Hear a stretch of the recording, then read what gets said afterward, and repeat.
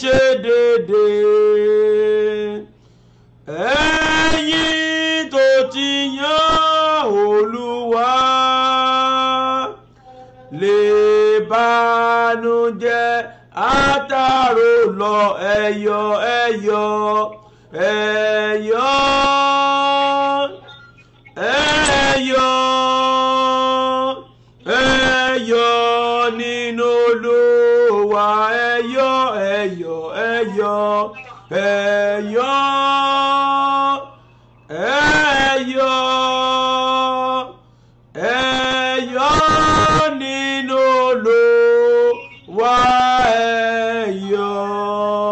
ẹ̀yọ̀. Ọlọ́run ayérayé a gbé ọ̀gá torí pé wọ́n ni Ọlọ́run. Gbogbo ìdílé Jésù àṣẹ ní ọba àwọn ọba ní òwúrọ̀ yìí. Ọlọ́run tí ń gbọ́ àdúrà ní orí òkè yìí. Ayẹ̀lógo asùnláyọ̀ ajíláyọ̀. Ọba tó jẹ́ ká tójú olójú kú. Ó jẹ́ ká ti pàdé pọ̀ ẹ̀sàn. Ọlọ́run gbogbo àgbáyé àṣẹ ní ọba àwọn ọba. Ọlọ́run tó ń dá àdúrà lórí òkè yìí. Ọba àwọn ọba níyọ̀, Ọlọ́run àwọn ọlọ́run. Àṣẹ ní ọba àwọn ọba. Ọlọ́run gbogbo àgbáyé. A gbé orí yín sókè ẹ̀yin ẹnu ọ̀nà. A sì gbé yín sókè ẹ̀yin ilẹ̀kùn ayérayé. Kí ọba ògo kó sọ̀kalẹ̀ wá ní òwúrọ̀ yìí. Ta ni ọba ògo yìí? Ọlọ́run Kávárì. Ọlọ́run ẹ̀mẹ́ mímọ́. Ọlọ́run tó pọ̀ nípa ti agbára. Ọlọ́run tó ní ṣe agbára lórí òkè Kávárì. Ọlọ́run ẹ̀mẹ́ mímọ́. A gbé orí sókè. Gbogbo ẹ̀yin ìjọba òkùnkùn ní òwúrọ̀ yìí. Gbogbo ẹ̀yin ọ̀fọ̀ òkùnkùn. Gbogbo àṣeparí iṣẹ́ òru. Gbogbo májẹ̀mú òkùnkùn. Gbogbo májẹ̀mú ìjákulẹ̀. Gbogbo ọfà ìgbèkù. Gbogbo agbára kágbára. Àrìyìn bọnú ẹ̀jẹ̀ dúró àgùntàn. Àfi ẹ̀jẹ̀ Jésù àfi kọlù yín ní òwúrọ̀ yìí. Ní orúkọ ti Bàbá kí Ọlọ́run mi kó sọ̀kalẹ̀ wá. Ọlọ́run tó pè mí tó yàn mí. Ọlọ́run ẹ̀mí mímọ́ ní òwúrọ̀ yìí gbogbo ẹ̀ṣẹ̀ nínú ayé ẹnìkọ̀ọ̀kan. Ọlọ́run Kávárì Olúwa dáríjì ẹ̀ṣẹ̀ ní èrò àti ní ìṣe. Ẹ̀mí mímọ́ dáríjì wá torí pé a ti ṣẹ̀ sí ìwọ Ọlọ́run. Ìwọ nìkan la ṣẹ̀ sí tí a ṣe búburú níwájú rẹ. Ọlọ́run ẹ̀mí mímọ́ torí pé ìwọ náà ni ló kú fún lórí igi àgbélébù. Ó fi ara rẹ̀ sílẹ̀. Wọ́n kẹ̀ ẹ́ máa àgbélébù nítorí tiwa. Ẹ̀mí mímọ́ dárí ẹ̀ṣẹ̀ wa jì wá. Ẹlẹ́ṣẹ̀ ni wá, a ò pé níwájú rẹ. Ọlọ́run ní òwúrọ̀ yìí a fẹ́ rí ọwọ́ agbára. A fẹ́ rí ọwọ́ ìyanu. A fẹ́ rí ọwọ́ ìtúsílẹ̀ láti ọ̀run wá. A fẹ́ rí ìyanu láti ọ̀run wá. Ọlọ́run Kávárì Olúwa ṣe ìyanu tó ṣòro gbàgbọ́ lórí òkè yìí ní òwúrọ̀ yìí. Olúwa náwó agbára. A fẹ́ ní ẹ̀rí. A fẹ́ ní ọwọ́ agbára Ọlọ́run ní òwúrọ̀ yìí. Olúwa jẹ́ agbára rẹ. Ògo rẹ yóò farahàn. Ògo ni fún orúkọ rẹ. Bí a ṣe ń wọlé yẹn, continue invite your friend. Máa dúpẹ́ ní ọwọ́ Ọlọ́run. Máa ṣí àpọ́gàmù ẹ bí o ṣe ń wọlé yẹn. Máa dúpẹ́ ní ọwọ́ ọba àwọn ọba, Ọlọ́run àwọn ọlọ́run, gbogbo ìdílé Jésè. Ọlọ́run tó pọ̀ ọ́ mọ́, tó dáàbò rẹ bò ọ́. Ọlọ́run tó pọ̀ ọkàn rẹ mọ́. Ọlọ́run tó pọ̀ ọ́ mọ́ tilétilé láti òru àná títí di wákàtí yìí. Ọlọ́run àwọn ọlọ́run, máa dúpẹ́ ní ọwọ́ rẹ̀. Ẹ fi ọpẹ́ fún Olúwa nítorí pé ó ṣeun, nítorí pé àánú rẹ̀ dúró láéláé. Ẹ jẹ́ kí gbogbo ẹ̀dá alààyè máa dúpẹ́ ní ọwọ́ Ọlọ́run báyìí. Ọlọ́run tó ṣe nǹkan ńlá. Ọlọ́run tó nawọ́ agbára lórí òkè yìí. Ọlọ́run tó ń jẹ́rìí agbára rẹ̀. Ẹ̀mí mímọ́ ẹ ṣeun. Ẹ̀mí mímọ́ ẹ ṣeun. Ọlọ́run Kávárì ẹ ṣé o. Ẹ̀mí mímọ́ mo gbé ọ̀gá. Ọlọ́run ẹ̀mí mímọ́ ṣeun tó jí mi sí ìmọ́lẹ̀ alààyè ní òwúrọ̀ yìí. Ọba tó jẹ́ kó tó dojú kú. Kò jẹ́ kó ti pàdé pọ̀ ẹ̀sàn. Ọlọ́run ayérayé ẹ ṣé. Ẹ̀mí mímọ́ ẹ ṣeun. Ọlọ́run ẹ ṣeun. Ògo ni fún orúkọ rẹ̀. Jésù Olúwa wa, àmín. Mo fẹ́ kó máa invite ọmọ Ọlọ́run, ṣùgbọ́n ní òwúrọ̀ yìí a ó tún gbàdúrà sí ọwọ́ wa bí Ọlọ́run ti sọ pé kí n gbàdúrà fún ọwọ́ yín fún ìbẹ̀rẹ̀ ọdún, gbọ́ mi màmá bàbá, mo gbàdúrà fún gbogbo yín ní òwúrọ̀ yìí. Mo sọ nípa májẹ̀mú Ọlọ́run, ohun rere tí ọkàn rẹ̀ ń fẹ́ ní ìbẹ̀rẹ̀ ọdún tuntun yìí lórúkọ Jésù ó máa tẹ̀ ọ́ lọ́wọ́. Mo sọ gẹ́gẹ́ bí ikọ̀ Ọlọ́run ní òwúrọ̀ yìí, ohun rere tí ayé rẹ̀ fẹ́, tí ayé rẹ̀ nílò lórúkọ Olúwa ó máa tẹ̀ ẹ́ lọ́wọ́ ní òní gangan. Lónìí tó jẹ́ Friday àkọ́kọ́ nínú oṣù kínní, mo tún sọ gẹ́gẹ́ bí ikọ̀ Ọlọ́run, ohun rere tí ayé rẹ̀ nílò láyé ní orúkọ Olúwa mo ní yóò tẹ̀ ọ́ lọ́wọ́ ní òwúrọ̀ yìí. Ẹnìkan ń gbọ́ mi lọ́wọ́lọ́wọ́ yìí, ẹnìkan ń gbọ́ mi lọ́wọ́lọ́wọ́, gbọ́ mi màmá bàbá, bí Olúwa ti ń bẹ, bí ẹbí ẹ ti ń bẹ láàyè, a ó fi ohun rere, a ó fi bí ayé rẹ wò lọ́dún yìí, a ó fi ohun rere, a ó fi bẹ iṣẹ́ rẹ wò ní òwúrọ̀ yìí, a ó fi ohun rere wọ orí. Fóyẹ́ sọ pé fi ohun rere bẹ̀ mí wò lọ́dún yìí Olúwa, lórí kí n máa wẹ nìkan. Abẹ́ fi ohun rere, nǹkan ìyanu tó ṣòro gbàgbọ́, afẹ́ fi wọ orí ní òwúrọ̀ yìí. Afẹ́ fi nǹkan ìyanu tó ṣòro gbàgbọ́, afẹ́ fi wọ ayé rẹ wí ní òwúrọ̀ yìí. Ó pe orúkọ Jésù, ẹ̀mí mímọ́, ní òwúrọ̀ yìí èmi gbójú mi sókè sí ìwọ Ọlọ́run. Olúwa fi ohun rere bí ayé mi wò. A ó fún ohun rere, a ó fi bì ọ́ wò lónìí lọ́jọ́ Friday àkọ́kọ́ yìí. Friday àkọ́kọ́ yìí a máa fún ohun rere bì ọ́ wò ní orúkọ Olúwa. A ó fún ohun rere bí ọmọ rẹ wò, a ó fún ohun rere bẹ ilé rẹ wò. Gbọ́ mi màmá bàbá, Olúwa bá mi sọ ní òwúrọ̀ onígbẹ́ ikọ̀ mi. Ó lè fẹ́ fún ohun rere bí àwọn èèyàn wò ní ìbẹ̀rẹ̀ ọdún. Òun fẹ́ ṣe nǹkan ìyanu tí ó fi ìrìn àjò ọdún 2019 òun fẹ́ ṣe inú ayé wọn. Olúwa sọ fún mi ní òru, Olúwa fẹ́ gbé àwọn kan dìde fún ìgbélékè orí òkè yìí. Olúwa fẹ́ ṣe nǹkan fún àwọn tó gbẹ́kẹ̀lé Olúwa, àwọn tó sinmi lé agbára rẹ̀, àwọn tí wọ́n fi nǹkan míì mọ orúkọ Ọlọ́run, àwọn tí wọ́n dákọ̀ pẹ̀lú nǹkan ayé. Olúwa fẹ́ ṣàánú fún wọn. Mo fi Kristi bẹ̀ ìwọ olùgbọ́ mi ní òwúrọ̀ yìí. Ǹjẹ́ wọn náà ti di àtúnbí nínú Kristi olùgbàlà? Ǹjẹ́ wọn náà ti di ọmọ Ọlọ́run? Ǹjẹ́ o ti fi ayé rẹ fún olùgbàlà? Ǹjẹ́ Jésù ń bẹ nínú ayé rẹ? Ǹjẹ́ o fẹ́ràn Olúwa? Ǹjẹ́ èmi àti ẹ ṣe ìfẹ́ rẹ̀? Ǹjẹ́ a gbẹ́kẹ̀lé agbára rẹ̀? Ǹjẹ́ èmi àti ẹ ó wo Jésù lórí igi àgbélébùú? Mo fi Kristi bì ọ́, ẹni tó lè ṣe náà ni Kristi olùgbàlà.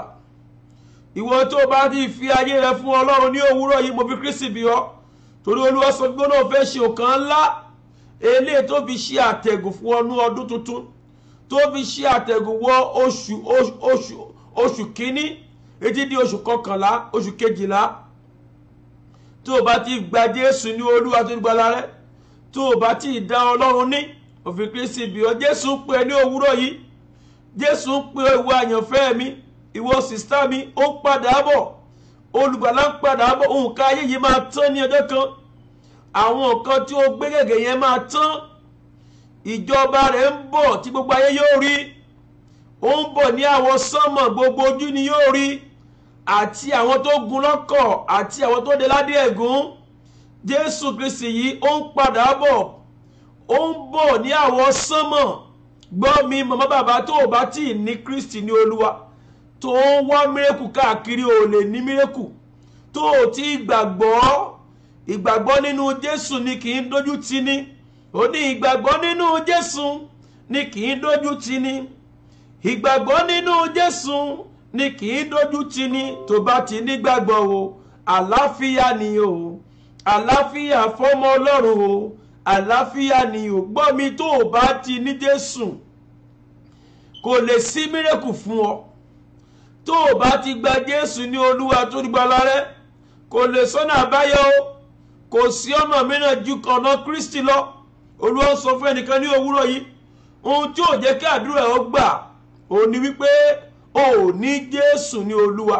O ní wòlíì o, ọ̀pọ̀lọpọ̀ ní wòlíì tó pọ̀, ọ̀pọ̀lọpọ̀ ní babaláwo tó pọ̀, oníṣègùn oníkáàkiri. Mọ́jẹ̀ tán, Jésù ní ọ̀nà òtítọ́ àti ìyè. àwọn tó ń pè yẹn wọn ò lè gbọ́. Wòlíì Omíkúnlé, it cannot save you. Kò sẹ́ tó lè gbọ́ àfi kó gba Jésù ní Olúwa tó olùgbàlà nìkan. Owó tó ń ná káàkiri yẹn má jẹ́ tọ́, wọn ò lè gbọ́. Jésù ní ọ̀nà òtítọ́ àti ìyè, òun nìkan ló lè gbani, òun nìkan ló lè gbọ́. My sister, mo fi Kristi bẹ̀ ní òwúrọ̀ yìí, lọ gba Jésù ní Olúwa tó olùgbàlà rẹ. Kó wọ́n bá náwó àná dànù lọ́dún yìí. Olúwa sọ pé ọ̀pọ̀lọpọ̀ náwó àná dànù, wọ́n náwó àná dànù lọ sí ilé òrìṣà, ilé babaláwo.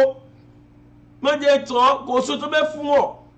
Ọ̀pọ̀lọpọ̀ wọ́n ṣètọrẹ àánú lọ sí ìdí òrìṣà tí wọ́n mọ̀. Gba Jésù tilẹ̀kùn mọ́rí nínú yàrá ẹ̀ kó pe Ọlọ́run, yóò gbọ́ àdúrà rẹ pẹ̀lú ìgbàgbọ́ ni. Tó bá ti nígbàgbọ́ nínú Ọlọ́run, wàá rí pé gbogbo tó bá dáwọ́lé yóò máa yọrí sí eré. Òfin Kristi bá ìwọ olùgbọ́ mi ní òwúrọ̀ yìí, ìwọ tí ò tí gba Jésù ní Olúwa àti olùgbàlà rẹ, ìwọ tí ò tí ní Jésù ní ọ̀rẹ́ rẹ, ìwọ tí ò tí gbà á gbọ́, please, òfin Kristi bí ọ mọ́ jẹ́ alárìn káàkiri mọ́. Ọ̀pọ̀lọpọ̀ alárìn káàkiri ni wọ́n.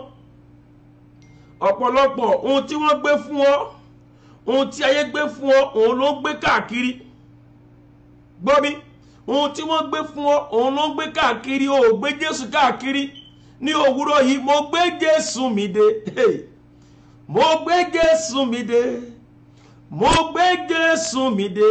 Alágbára ni mo tún gbé dé. Mo gbé Jésù mi dé. My sister, my brother, ọgbà. Mo gbé Jésù mi dé. Mo gbé Jésù mi dé. Alágbára ni mo tún gbé dé. Mo fi Kristi bí ọ, mo gbé Jésù dé fún ẹ ní òwúrọ̀ yìí láti wá gbà á ní Olúwa tó olùgbàlà rẹ, láti wá gbà á ní ọba àwọn ọba, Jésù Kristi, ẹni tó lè gbọ́ ni o. Ó ní ké pè mí, èmi ó sì gbọ́ àdúrà yín, èmi ó gbọ́ ẹ̀bẹ̀ yín, èmi ó fún nǹkan ńlá tí ìwọ kò mọ̀, nǹkan ńlá, great thing, òun yóò fi hàn nínú ayé èmi àti ìwọ. Má ké pe wòlíì, má ké pe Ọlọ́run. Ó ní call upon me, I will answer thee, and I will show you great and mighty things. I will show you great things and mighty things. Jeremiah chapter 3 verse 3. Ó ní ẹ ké pè mí, èmi yóò sì gbọ́, èmi yóò fún nǹkan ńlá tẹ́yin kò mọ̀. Nǹkan ńlá, Jésù nìkan ló máa ń ṣe. Wòlíì ò lè ṣe nǹkan ńlá. Ọ̀pọ̀lọpọ̀ wòlíì ló ti wọnú ẹgbẹ́ awo. Ọ̀pọ̀lọpọ̀ wòlíì, pastor, prophetess ní pẹpẹ wọ́n ṣàìsàn, èmi àti ẹ̀dẹ̀ ń kówó síbẹ̀. Ọ̀pọ̀lọpọ̀ ní ògbólógbòó àfọ̀ṣẹ ń bẹ lẹ́nu wọn tí wọ́n ń lò lé ẹ lórí. Ó ṣe gba Jésù, ẹni tó lè kégbè ní gbogbo ìgbà, ẹni tí aago rẹ̀ kì í switch off. Aago wòlíì máa ń switch off, aago prophet ó máa ń switch off, ṣùgbọ́n aago bàbá mi kì í switch off ráyé. Always available, always available ní ọba àwọn ọba, Ọlọ́run àwọn ọlọ́run. Mo fẹ́ kí èmi àti ẹ ká gba Jésù. Kò sọ́nà mìíràn máa mọ́ jẹ́ tọ́ ọ jẹ. Wo ìwọ fún rẹ di wòlíì nínú àwẹ̀ àti àdúrà yìí. Sọ fún Ọlọ́run, Olúwa mo fẹ́ máa gbóhùn rẹ̀ nínú àwẹ̀ yìí. Olúwa mo fẹ́ máa, I want to be connected with you, Lord. I want to be hear from you directly. God, I want to be hear from you. Mo fẹ́ máa gbọ́ ohùn Ọlọ́run, èmi máa gbọ́ wòlíì mọ́. So from there, èmi àti á di wòlíì, á di ikọ̀ Ọlọ́run.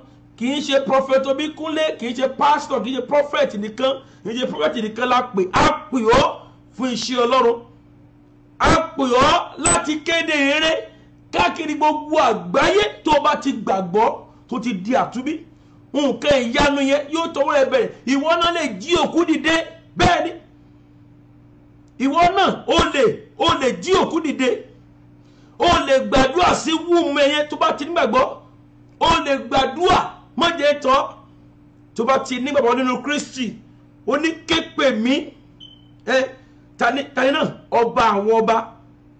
Ó ní ẹ ké pè mí, èmi Olúwa yóò sì gbọ́. Olúwa ló ń gbọ́ àdúrà, kì í ṣe wòlíì. Olúwa ló ń ṣe. Èmi ó sì fún nǹkan ńlá tẹ́yin kò mọ̀. He will reveal to you in your dream nǹkan tí ó mọ̀. á fi àṣírí ogun ayé ẹ hàn, á sọ ẹ fún ẹ solution. Ìwọ náà wò náà ìgbà tó tí ní káàkiri gan kí lórí mú bọ̀. Ẹlòmíì ò nígbàgbọ́, ẹlòmíì á pe wòlíì kìíní, á pe wòlíì kejì, ẹlòmíì á ti pè káàkiri. Ẹnìkan pè mí láìpẹ́ yìí, prophet hello sir, hello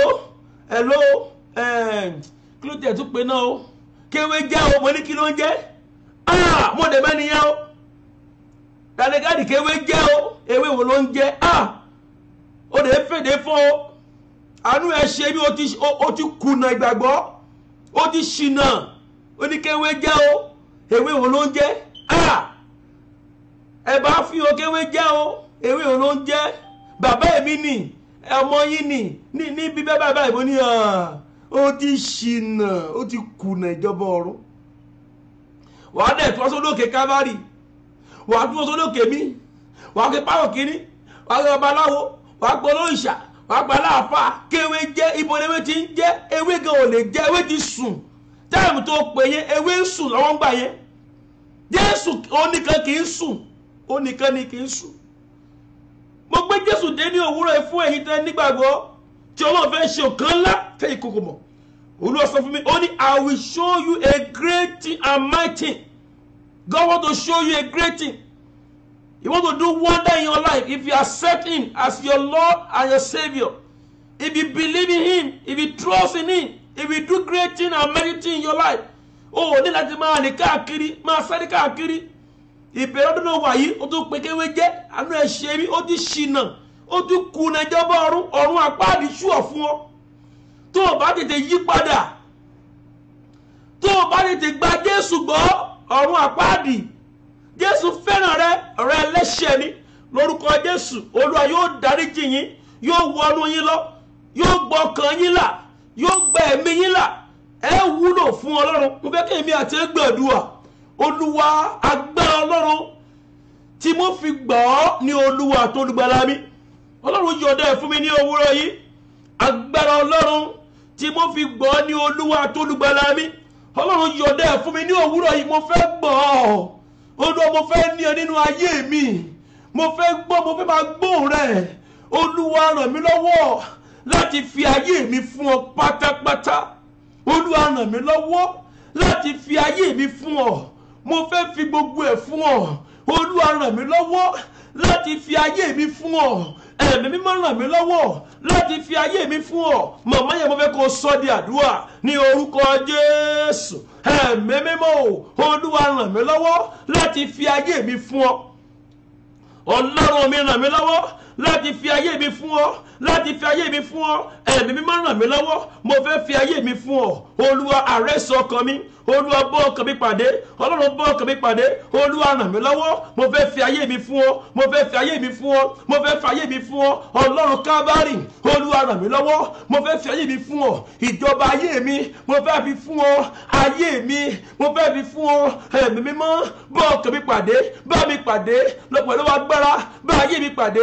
Ẹ̀mí mímọ́, bá mi pàdé, ṣí mi níyè, ràn mí lọ́wọ́, ṣí mi níyè, ràn mí lọ́wọ́, ṣí mi níyè, ràn mí lọ́wọ́, ṣí mi níyè, ràn mí lọ́wọ́, ṣí mi níyè. Jésù Olúwa wa, àmín. Olúwa fẹ́ ṣí ọ níyè, ó fẹ́ ràn ọ́ lọ́wọ́. Kò sí abẹ́ wòlíì tó kúnlẹ̀ sí, wọ́n lè ríran sí ọ, ìran ẹ̀bùn ni. Ṣùgbọ́n what is solution to your problem? Kí ni solution? Mo máa ń bèèrè lọ́wọ́ àwọn ènìyàn. Daddy, wọ́n ti sọ́rí, ṣùgbọ́n what is solution to the problem? Ọ̀pọ̀lọpọ̀ la fi fún tí ò sí, tí wọ́n ní solution. Ìdí tí ò fi sí solution nínú àwọn agbègbè òun ní káàkiri ni. Ẹlòmíì ó ti pín orúkọ ẹ̀ káàkiri. Ó ti pín ọ̀rọ̀ káàkiri, ilé babaláwo, ilé oníṣègùn, ilé pásítọ̀. O ò ní Jésù. Ẹni tó lè gbọ́dọ̀ ní Jésù. Ìwọ náà, mo fẹ́ kó connect pẹ̀lú bàbá tí ń bẹ ní ọ̀run. Mo fẹ́ kó gbàdúrà. Olúwa, mo fẹ́ connect pẹ̀lú bàbá mi tí ń bẹ ní ọ̀run. Olúwa, mo fẹ́ connect pẹ̀lú bàbá mi tí ń bẹ ní ọ̀run. Olúwa, jẹ́ kí n lè connect pẹ̀lú rẹ̀. Ẹ̀mí mímọ́, connect mi pẹ̀lú bàbá mi. Jésù wá sáyé láti wá connect wa pẹ̀lú bàbá wa tí ń bẹ ní ọ̀run. Ó kú fún wa lórí igi àgbélébùú láti wá connect wa pẹ̀lú bàbá wa tí ń bẹ ní ọ̀run. Mo fẹ́ kó gbàdúrà ní òwúrọ̀ yìí. Olúwa mo fẹ́ connect pẹ̀lú bàbá mi tí ń bẹ ní ọ̀run. Olúwa connect mi pẹ̀lú bàbá mi tí ń bẹ ní ọ̀run ní òwúrọ̀ yìí. Ẹ̀mí mọ́ connect mi. Ẹ̀mí mọ́ mo fẹ́ connect pẹ̀lú Ọlọ́run. Olúwa connect pẹ̀lú bàbá tí ń bẹ ní ọ̀run. Olúwa connect mi. Ẹ̀mí mímọ́ connect mi. Fi Olúwa àrẹ́sì ọkàn mi. Bá ọkàn mi pàdé. Bá ayé mi pàdé. Olúwa bá mi pàdé. Ẹ̀mí mọ́ bá mi pàdé. Olúwa connect mi pẹ̀lú bàbá mi tí ń bẹ ní ọ̀run. Kó lè gbóhùn mi. Kó lè ṣe nǹkan ìyanu tẹ́mi kò mọ̀. Kó lè fi nǹkan ìyanu bí ayé mi ò ní bẹ̀rẹ̀ ọdún yìí. Olúwa connect mi. Ẹ̀mí mọ́ connect mi pẹ̀lú bàbá mi tí ń bẹ ní ọ̀run. Ọlọ́run Kávárì. Ọlọ́run Kávárì. Ọlọ́run Kávárì. Ẹ connect mi pẹ̀lú bàbá mi tí ń bẹ ní ọ̀run. Ní orúkọ ti bàbá. Ní orúkọ ti ọmọ. Ẹ̀mí mọ́ yóò connect ẹ pẹ̀lú bàbá wa tí ń bẹ ní ọ̀run. Olúwa yóò connect ayé rẹ pẹ̀lú bàbá wa tí ń bẹ ní ọ̀run ní òwúrọ̀ yìí. Tó bá ti connect pẹ̀lú bàbá tí ń bẹ lọ́run, ìgbà yẹn ni o máa ké pé ló máa gbọ́. Yes, ìgbà yẹn ló máa fi nǹkan ńlá tí o kò mọ̀ yóò fi hàn.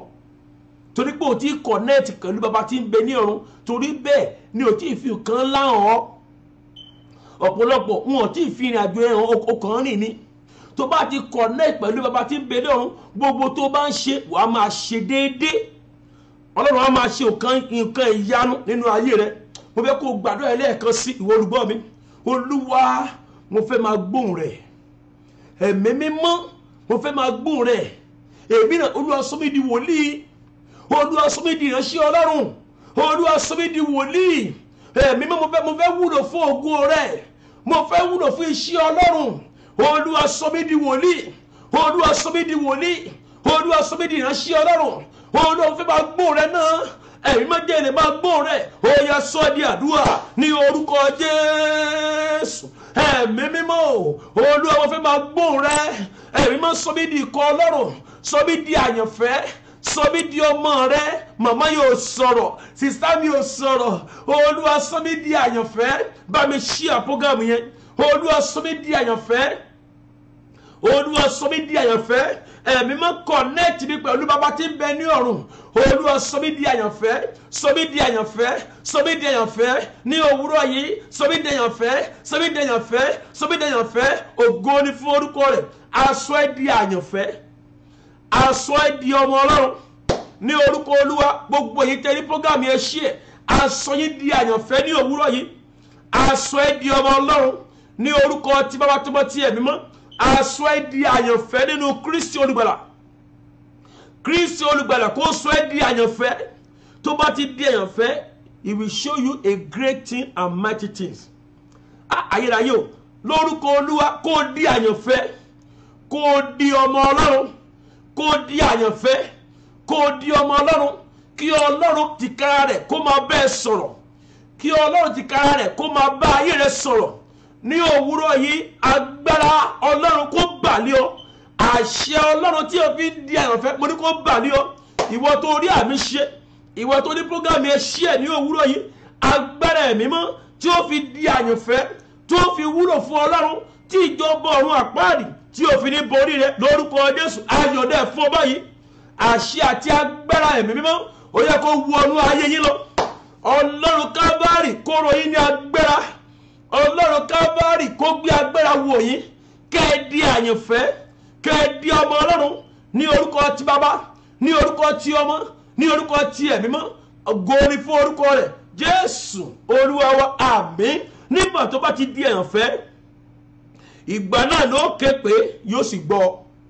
So mo fi kí síbi ọ, ìwọ tó ti ń yalé káàkiri di àyànfẹ́. Ìwọ tó ti ń sáré káàkiri di àyànfẹ́. Ọ̀pọ̀lọpọ̀ dádì aníṣẹ́ ẹ̀mọ̀ mímọ́ ni mi ò mọ̀ ẹ́. Dádì èmi ni ìwọ wo. Ó di àyànfẹ́. Jésù mọ̀ ọ́. Wòlíì ò mọ̀ ọ́. Wòlíì ló mọ̀ ọ́. Jésù ò mọ̀ ọ́. Jẹ́ kí Ọlọ́run mọ̀ ọ́ ní ìbẹ̀rẹ̀ ọdún yìí. Lórúkọ Olúwa yóò sì dára fún wa bí a ṣe ń ṣe àmì. Mo ní yóò dára fún. Ó ní pé I will show you great and mighty things. Mo fẹ́ kó gbàdúrà owó tó ti di àyànfẹ́.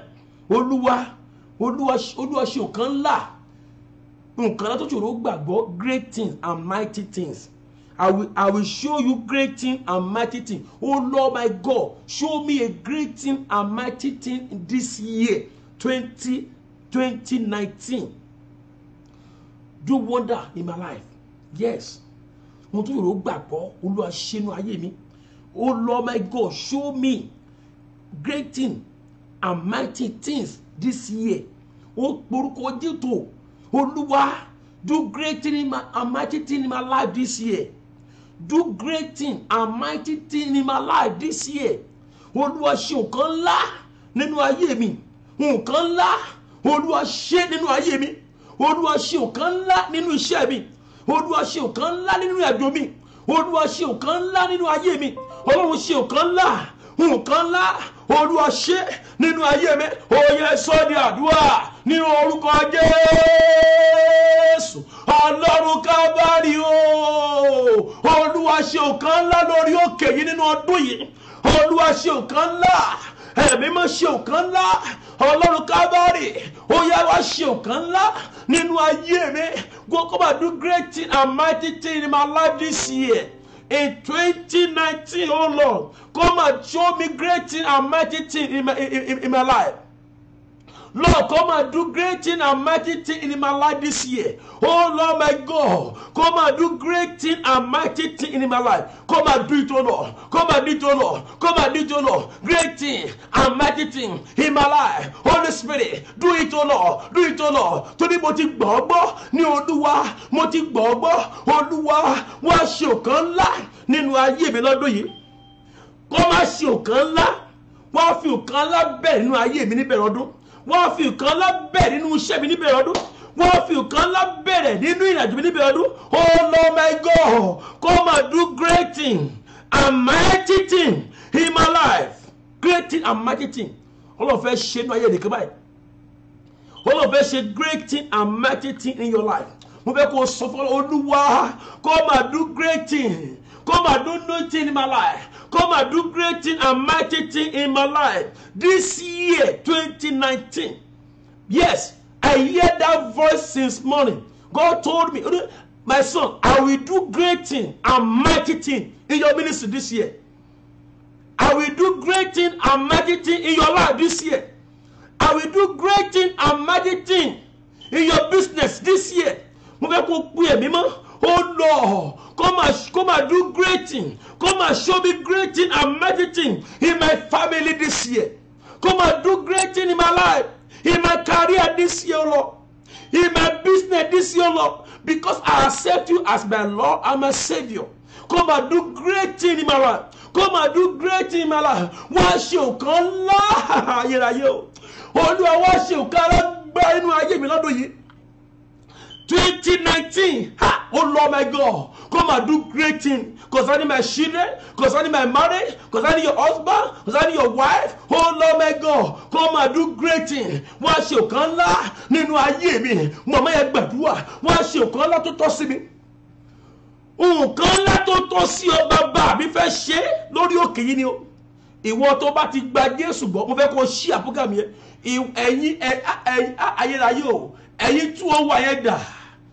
To make all go show kind of year, all of it do great thing and mighty thing in your life.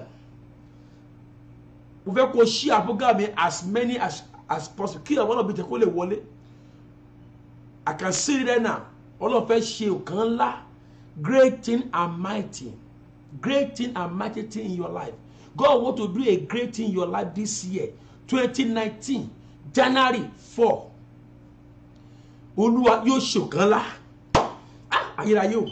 Ẹ̀yin tí ó wà tẹ́lẹ̀ program yẹn ṣe dà. Olúwa yóò ṣe nǹkan ńlá nínú ayé yín.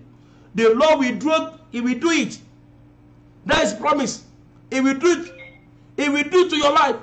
Concerning your business, He will do it. So pé Olúwa, come and do great thing and mighty thing in my life. This year, kò gbọ́ kọjá mi. Oh Lord my God, come and do great thing and mighty thing in my life. Oh Lord my God, come and do it, oh Lord. Olúwa wá ṣe nǹkan ńlá nínú ayé mi. Olúwa wá ṣe nǹkan ńlá nínú ayé mi. Tí gbogbo ayé yóò rí. Yes. Tí gbogbo àgbáyé yóò rí. Tí ìjọba orílẹ̀-èdè yóò rí. Oh Lord my God, come and do great thing and mighty thing in my life. Olúwa Ọlọ́run mi o. Olúwa Ọlọ́run mi o. Mama jẹ́ padà sábúlé o. Lọ́rùgì o. Ẹ̀mí mímọ́. Lord, come and do great thing and mighty thing in my life all over the world. Mo sọ ẹgẹ́ bí Ọlọ́run. O ní padà sábúlé o. Lọ́rùgì o. The Lord will do great thing and mighty thing in your life this month. In the mighty name of Jesus Christ of Nazareth. The Lord will do great thing in your life. Oh, ní padà sábúlé o lọ́wọ́ òfo. Ayérayé Ọlọ́run Calvary, Ọlọ́run Babalọ́lá, Ọlọ́run ẹ̀mí mímọ́. Mo fẹ́ kó pariwo níbi tó wà. Sọ pé Olúwa Ọlọ́run mi o. Olúwa Ẹlẹ́dàá mi o. Mo má jẹ́ padà sábúlé o. Lọ́ṣà láàrú o. O ní padà sábúlé o. Lọ́rùgì o. O ní padà sábúlé o lọ́wọ́ òfo. O ní padà sí ìlú rẹ lọ́wọ́ òfo. O ní padà sí ilé bàbá àbí ilé yẹn lọ́wọ́ òfo. The Lord will do a great thing and mighty thing in your life. He will do it for those who that believe in Him, for those that trust in God. Put your trust in God. He will do great thing and mighty in your life this year. When you put your trust in Him, He will do wonder in your life. He will do sign and wonder in your life. Concerning your career, He will do it. Concerning that paper, He will do it. Concerning that marriage, He will do it. He will do great things and mighty things. The great thing, He will do it in your life. If you believe in Jesus Christ of our Lord, I want you to believe this morning that God will do great thing and mighty thing. Oh, ní pàṣẹ lọ́wọ́ òfo. Oh, ní pàṣẹ lọ́wọ́ òfo. Ẹnìkan bẹnu àdúrà yìí. Lọ́dún yìí ni o kò gbọ́dọ̀ yẹ. Lọ́sù yìí ni. Oh Lord, God of Calvary, God of Calvary, God of Calvary, God of Calvary, come and do great thing and mighty thing in the life. In the mighty name of Jesus. Olúwa yóò ṣe nǹkan ńlá, nǹkan ìyanu nínú ayé rẹ lọ́dún yìí. Yes, nínú ọwọ́ rẹ. Olúwa yóò ṣe nǹkan ńlá nínú ọwọ́ rẹ lọ́dún yìí. Nǹkan ńlá yóò torí rẹ bẹ̀rẹ̀ lọ́dún yìí. Ó ní torí mi bẹ̀rẹ̀ o bàbá, torí mi bẹ̀rẹ̀. Hey, torí mi bẹ̀rẹ̀ o bàbá, torí mi bẹ̀rẹ̀. Iṣẹ́ agbára, ìṣẹ̀lẹ̀ yanu ayọ̀ o, táyé yóò fi mọ̀ o bàbá, torí mi bẹ̀rẹ̀. Táyé náà ayérayé o, torí mi bẹ̀rẹ̀ o. Ọlọ́run Calvary, torí mi bẹ̀rẹ̀. Ọlọ́run Babalọ́lá, Ọlọ́run ayérayé, gbogbo dílé Jésè, ẹnìkẹrin nínú náà ẹlẹ́rú. Ọlọ́run Babalọ́lá, Ọlọ́run Oyèlámì, Ọlọ́run Ẹ̀sìkáyà, Ọlọ́run Ọbádáre, torí mi bẹ̀rẹ̀ o bàbá, torí mi bẹ̀rẹ̀.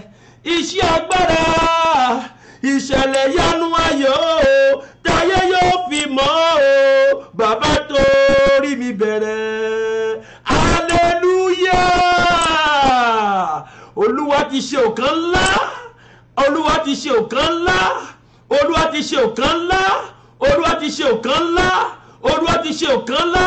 Hallelujah! Hallelujah! Hallelujah! Hallelujah! Hallelujah! Hallelujah! Hallelujah!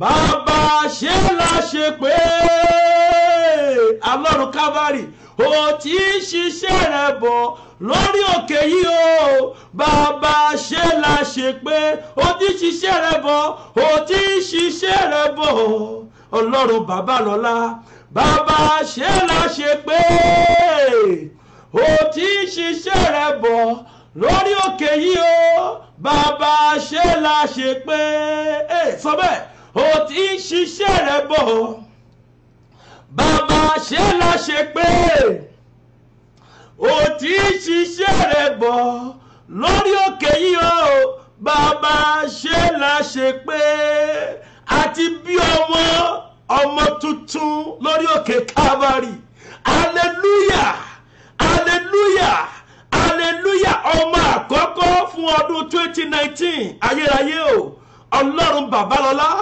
Ọlọ́run ayérayé Ọlọ́run àkàndéédé Ọlọ́run ẹ̀mí mímọ́ hallelujah hallelujah hallelujah èmi lọ lọ́pẹ́ èmi mọ̀ lọ lọ́pẹ́ o ẹ wá wòrè bàbá Ọlọ́run Calvary ẹ wá wòṣẹ́ bàbá láyé mi èmi mọ̀ lọ lọ́pẹ́ rẹpẹtẹ mo sọ fún yìí ọdún ayọ̀ ni ọdún ìgbéga ọdún oríire èmi ni rẹ kàn lọ́dún òkè Calvary orí mi ò kọ́re ẹ̀dá mi ò kọ́re lórúkọ Jésù orí mi ò kọ́re nínú àdúrà yìí o ẹ̀dá mi ò kọ́re mo gbàdúrà nípasẹ̀ rí yìí nípasẹ̀ ọmọ tá a bí lónìí àná la ń gbàdúrà fúnrábìnrin yẹn gbogbo ẹ̀ wọ́n fi gbàdúrà pé ó gbọ́dọ̀ bí ní òwúrọ̀ yìí Ọlọ́run Calvary tó yí iṣẹ́ agbára lórí òkè yìí gbogbo ẹ̀yin jẹ́ nídìí ọmọ ọyẹ gbọ́dọ̀ Olúwa tẹnu mi ní òwúrọ̀ yìí mo sọ gẹ́gẹ́ bí ikọ̀ Ọlọ́run mo dúró nípa májẹ̀mú ẹ̀mí mímọ́ ọyá ẹgbọmọ tiyín. The Lord will do great thing in your womb. He will do great thing in that womb in the mighty name of Jesus Christ of Nazareth. The Lord will do great thing in that womb. Ìwọ womb yẹn gbé Olúwa ìbejì wọnú ẹ̀ lórúkọ Jésù. Ìwọ womb màmá yẹn sister yẹn ọyá heal in the name of Jesus. Receive healing in the name of Jesus. Receive healing in the name of Jesus. Gbogbo ẹ̀yin womb tẹ́ ti jẹrà. Gbogbo ẹ̀yin womb tí ajẹnu ń bẹ ní ọdẹ ọmọ yín. Ọ̀yá ajẹnu kó jáde nípasẹ̀ ọmọ tá a bí ní òwúrọ̀ yìí. Nípasẹ̀ olú ọmọ àkọ́kọ́ fún ọdún 2019 ní orí òkè Calvary. Mo sọ ní olú ọmọ ayérayé o. Mo sọ nípa májẹ̀mú ẹ̀mí mọ́. Ọ̀yá àṣì ọ̀run kó wọnú wù mí lọ. Ọlọ́run Calvary ọ̀yá gbá ọmọ tuntun báyìí. Ẹ̀yin tẹ́ ìdí ọmọ dà ọ̀yá gbà ní orúkọ Jésù. Ìdí ọmọ ọ̀yá gbà agbára. Àṣẹ iná àti agbára jíǹde kó wọlé dé ọmọ yín lọ. Ayérayé o mo rántí last year tó pè mí onídàádì wọ́n ti fẹ́ lé mi kó lé wọ́n ní mi ò lè bímọ. Mo ní kó tó pé oṣù mẹ́ta mo ní ó lóyún ó ní wọ́n ti dẹrù bí síta àwọn tí kò gbọ́ láàrẹ gbọ́. Ayérayé o Ọlọ́run Calvary ó yá kó fún ẹ ní ọmọ báyìí. Gbogbo tó ń wọ́ lórí òkè Calvary ó yá máa gbà á ní orúkọ Olúwa. Fún ẹ̀yin tẹ́ gbàgbọ́ nínú ìpè yìí, ẹ̀yin tẹ́ nígbàgbọ́ nínú májẹ̀mú ìpè yìí ó yá ẹ di ọlọ́mọ báyìí ní orúkọ Olúwa. Àṣẹ Ọlọ́run kó wọ ọmọ yín lọ. Àwọn ọmọ yín ni ọmọ yín ni lódìdí ọmọ ni ìwọ fún ẹ lódìdí ọmọ ni ó yá gbọ́ Olúwa ní òwúrọ̀ yìí. Àṣẹ iná kó wọ ọmọ yín, agbára iná kó wọ ọmọ yín, agbára iná kó wọ ọmọ yín ó yá ẹ di ọlọ́mọ, ẹ di ọlọ́mọ. Ayérayé o màmá yẹn bàbá yẹn di ọlọ́mọ, sista yẹn ó yá di ọlọ́mọ. Àwọn forúkọ ọmọ pè ọlọ́dún yìí, àwọn forúkọ ọmọ pè ọlọ́dún yìí. Ẹ̀yin àgàn yẹn ní orúkọ Olúwa ó yá ẹ̀rẹ̀ máa lọ́yún. Ayérayé o no ẹ̀rẹ̀ máa lọ́yún lórúkọ Jésù. Gbogbo ẹ̀mí kẹ́mi tó sọ pé no nínú ara yín lórúkọ Jésù iná gbé jáde. Gbogbo ẹ̀yin àgàn orí òkè yìí, the Lord will do great thing and mighty in that womb this year. In the mighty name of Jesus, that womb, hear the voice of the Lord. Hear the voice of the Lord. Oh yeah, receive baby. Receive baby, that womb. Receive baby. In the mighty name of Jesus. Receive baby. Receive twins. Receive triplets. Receive twins. Receive it in the name of Jesus. Receive the blessing of God from above. Receive the blessing of God from above. Receive the blessing of God from above. Receive the blessing of God. Receive it in the name of Jesus. Receive that blessing of God from above. Receive it right now in the name of Jesus. Ọlọ́run tó fún wa ní ọmọ àkọ́kọ́ lórí òkè Calvary. Àwọn mẹ́ta náà máa bímọ lóṣù yìí. Àwọn mẹ́ta. Gbọ́ mi, ẹ̀yin Ọlọ́run ayérayé. Ó yá, mo pa omi ọmọ sínú yín. Mo pa omi ọmọ, mo pọ̀ sínú yín tí ò lè dá dúró. Àṣẹ iná àti agbára kó bà lé yín. Agbára ẹ̀jíǹde ó yẹ kó bà lé kété yín. Gbogbo yín tẹ́ gbàgbọ́ nínú májẹ̀mú ìpè yìí ó yẹ jọlọ. Gbogbo tẹ́ torí ẹ̀ wá, ìwọ torí àmì ṣe, ìwọ torí program yẹn ṣíà, ó yẹ gbọ́mọ tuntun báyìí. Ní orúkọ Olúwa, a fún ẹ ní ọmọ tuntun. Ìwọ mọ̀mọ́ yẹn aṣọ ẹ di grandma. Ìwọ sìstá yẹn aṣọ ẹ di ìyá ọlọ́mọ. Ní orúkọ ti bàbá, ti ọmọ, ti ẹ̀mí mọ́, mo sọ ọmọ yìí ní Olúwafẹ́mi. Olúwa kó máa fẹ́ràn rẹ̀. Àṣẹ iná kó wọnú ẹ̀. Agbára díje lórúkọ yẹ kó wọnú ọmọ náà. Agbára lẹ́jìtà àti kó wọnú ẹ̀. Ipá yóò ní ka. Májẹ̀mú ọ̀run àpáàdì kò ní lágbára lórí rẹ̀. Tàbá rí ẹnikẹ́ni nínú agboolé bá nínú agboolé ìyá. Wọ́n ní pé wọ́n fẹ́ nawọ́ ibi sí kí ààrẹ ẹni kó pàdé wọn. Mo rìn sínú ẹ̀jẹ̀ ọ̀dọ́ àgùntàn. Mo sọ nípa májẹ̀mú ìpè. Ìwọ ọmọ yìí gbọ́ Olúwa o. Ìwọ sáyé rẹ ẹni tó bá bínú ògo rẹ. Kèrè náà ó yẹ kó Jésù yá kó fara gbé ìdà. Mo àdọ́tì ẹ. Mo pè é sínú agbo ìgbàlà yìí. Mo pè é sínú májẹ̀mú Calvary. Ò ní ṣàìsàn. Ọwọ́ ọ̀tá ò ní tì ọ́. Gbogbo ojú tó bá rí ọ. Wọ́n ní pé ó fẹ́ nawọ́ ibi sí ọ. Kí májẹ̀mú ìpè yìí kó kọlù. Ọlọ́run Calvary tó ṣe nǹkan ńlá fún gbogbo èyí tẹ́ gbàgbọ́. Èyí tẹ́ wojú Olúwa fún ọmọ. Ọlọ́run Calvary kó ṣe fún yín. Ọlọ́run ayérayé o. Ọlọ́run Calvary kó ṣe nǹkan ńlá nínú ayé yín. Nǹkan ńlá tó jòrò gbàgbọ́. Ó ní I will do great thing and mighty thing in your life this year. Mi ò mọ tí dọ́kítọ̀ sọ o. Mi ò mọ tí dọ́kítọ̀ sọ o. Gbogbo tí mo mọ̀ pé in that womb, in that business, hear the voice of the Lord. The Lord will do great thing in that womb. In the mighty name of Jesus. Ẹ̀yin tẹ́ ẹ ti lóyún orí yẹn ò ní bàjẹ́. Ẹ̀yin tí ẹ gbé ọmọ síkù lórí òkè yìí ó yá ẹ gba agbára.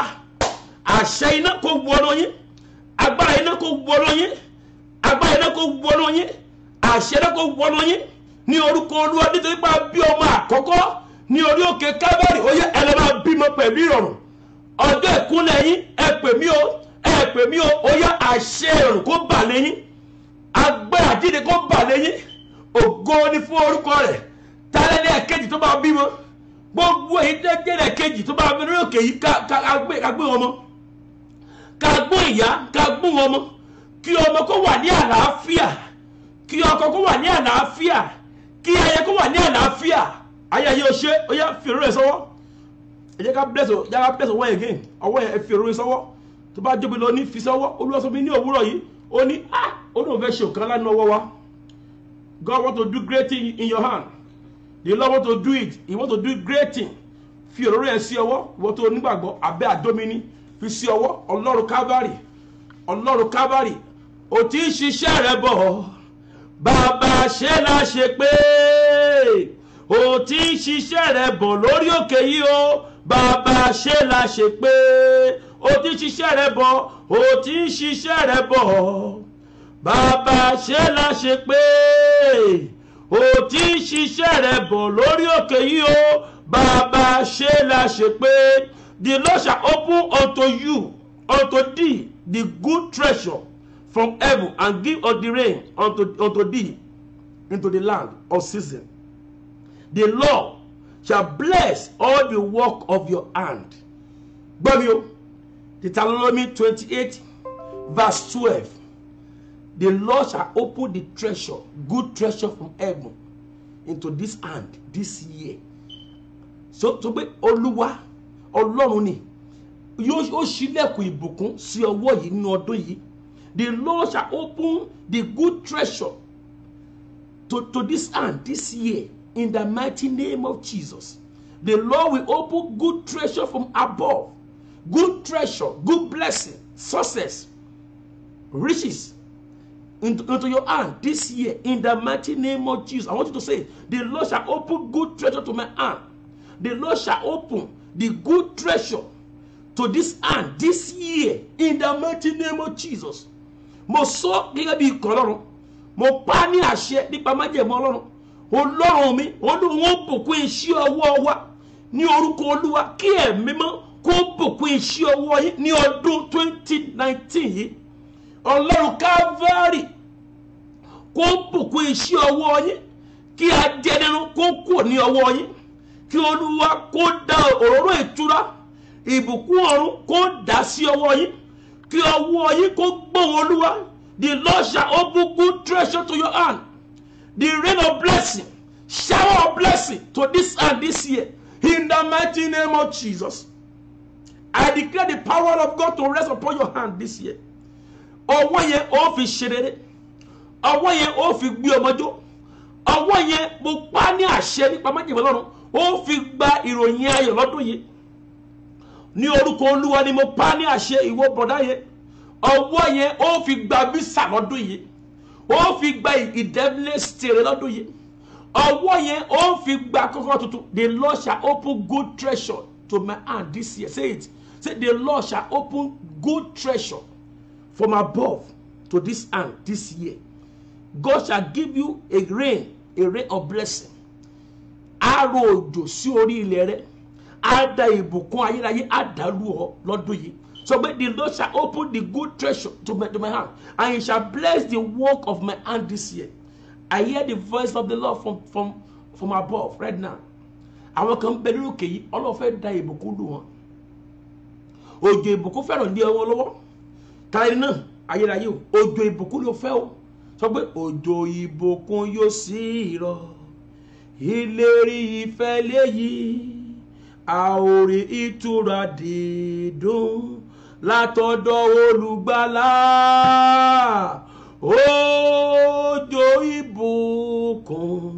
Òjò ìbùkún lèmi fẹ́. Òjò ìbùkún, jẹ́ kí òjò ìbùkún rọ̀ ní òwúrọ̀ yìí.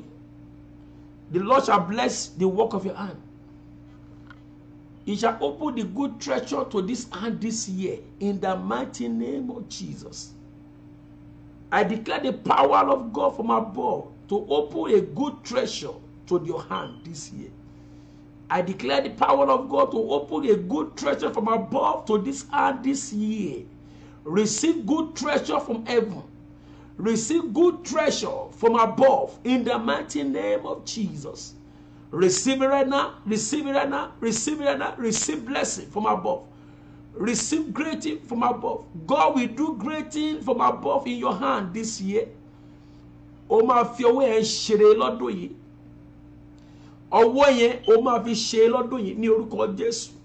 Mo sọ gẹ́gẹ́ bí ikọ̀ Ọlọ́run. Mo dúró nípa májẹ̀mú ẹ̀mí mímọ́ ní orúkọ Olúwa, ní orúkọ ẹ̀mí mímọ́. Good treasure from above. Good treasure from above. Oh yeah, receive it in the name of Jesus. Receive it.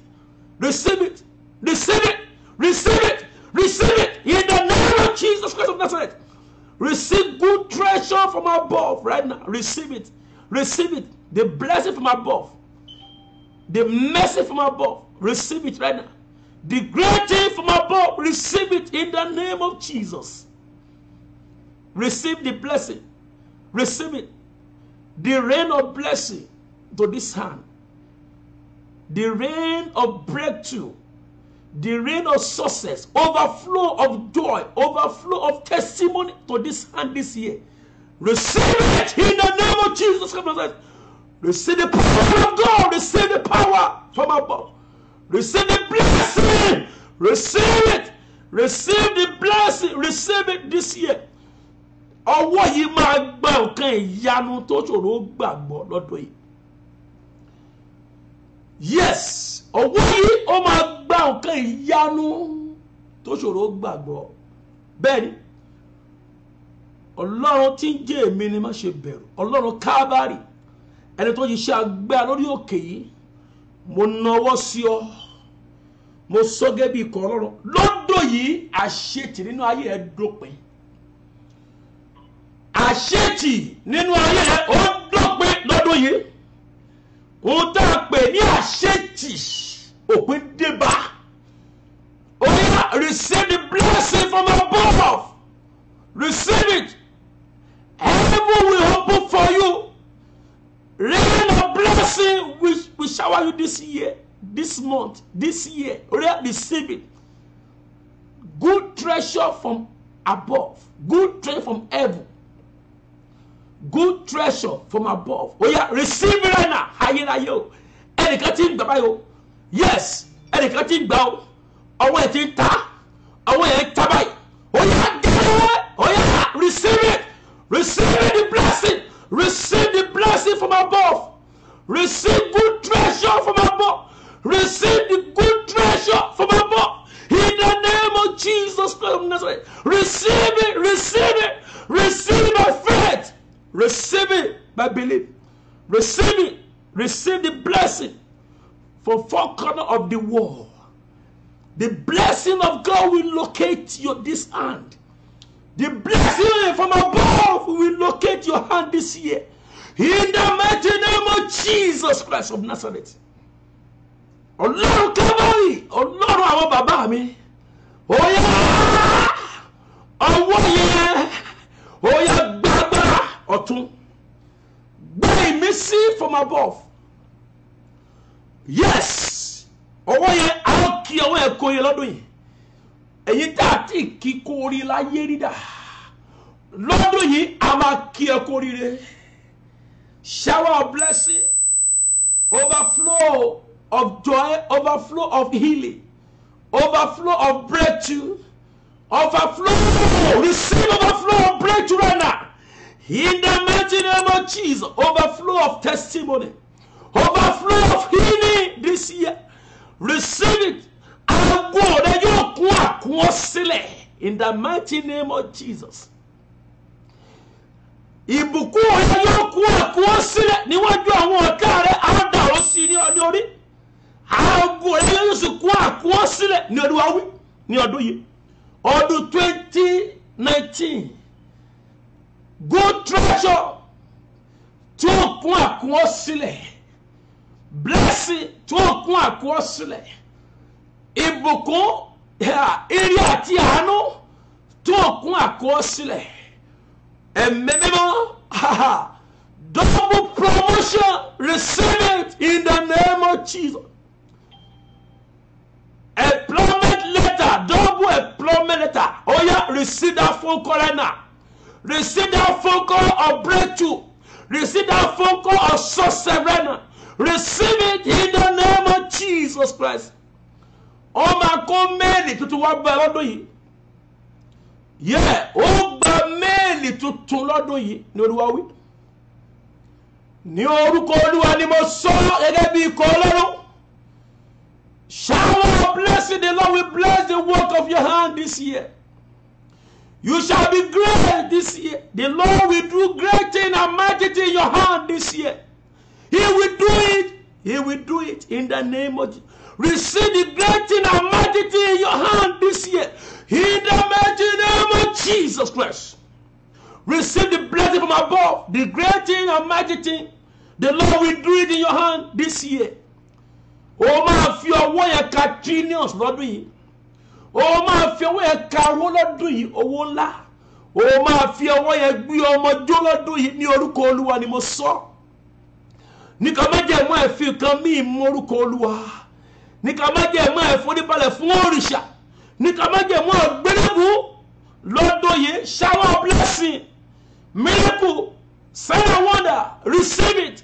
The Lord will bless the work of your hand. He will bless the work of your hand. In the mighty name of Jesus.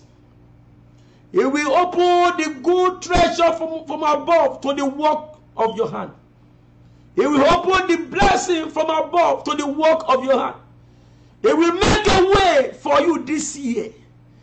ní orúkọ Olúwa ni mo sọ àṣetì dópin nínú ayé rẹ. Failure jáde nínú ọwọ́ náà. Àgbàná àṣetì àkóbá jáde nínú ọwọ́ náà. Ó yá lọ máa fẹ́wọ́ ẹ̀ ṣe rere. Lọ máa fẹ́wọ́ ẹ̀ ṣe rere ayérayé o. Sọ pé lọ́dún yìí mo máa la àlùyọ. Mo gbóhùn yẹn bẹ́ẹ̀.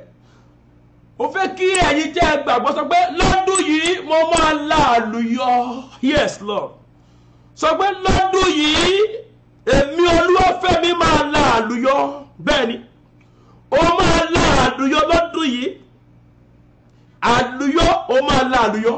Bẹ́ẹ̀ ni Olúwa wí. Ìwọ sísá yẹn ó máa la àlùyọ. Yes, ó yá lọ la àlùyọ. Lọ la àlùyọ. Ayérayé o. Lọ la àlùyọ lórúkọ Jésù.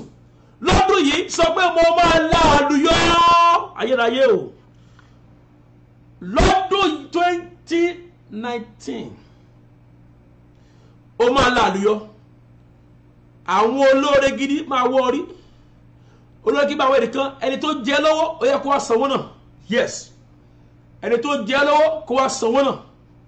Ó yá ẹ̀mí mọ́ kó fọwọ́ tọ́. Áńgẹ́lì tí ń pín owó.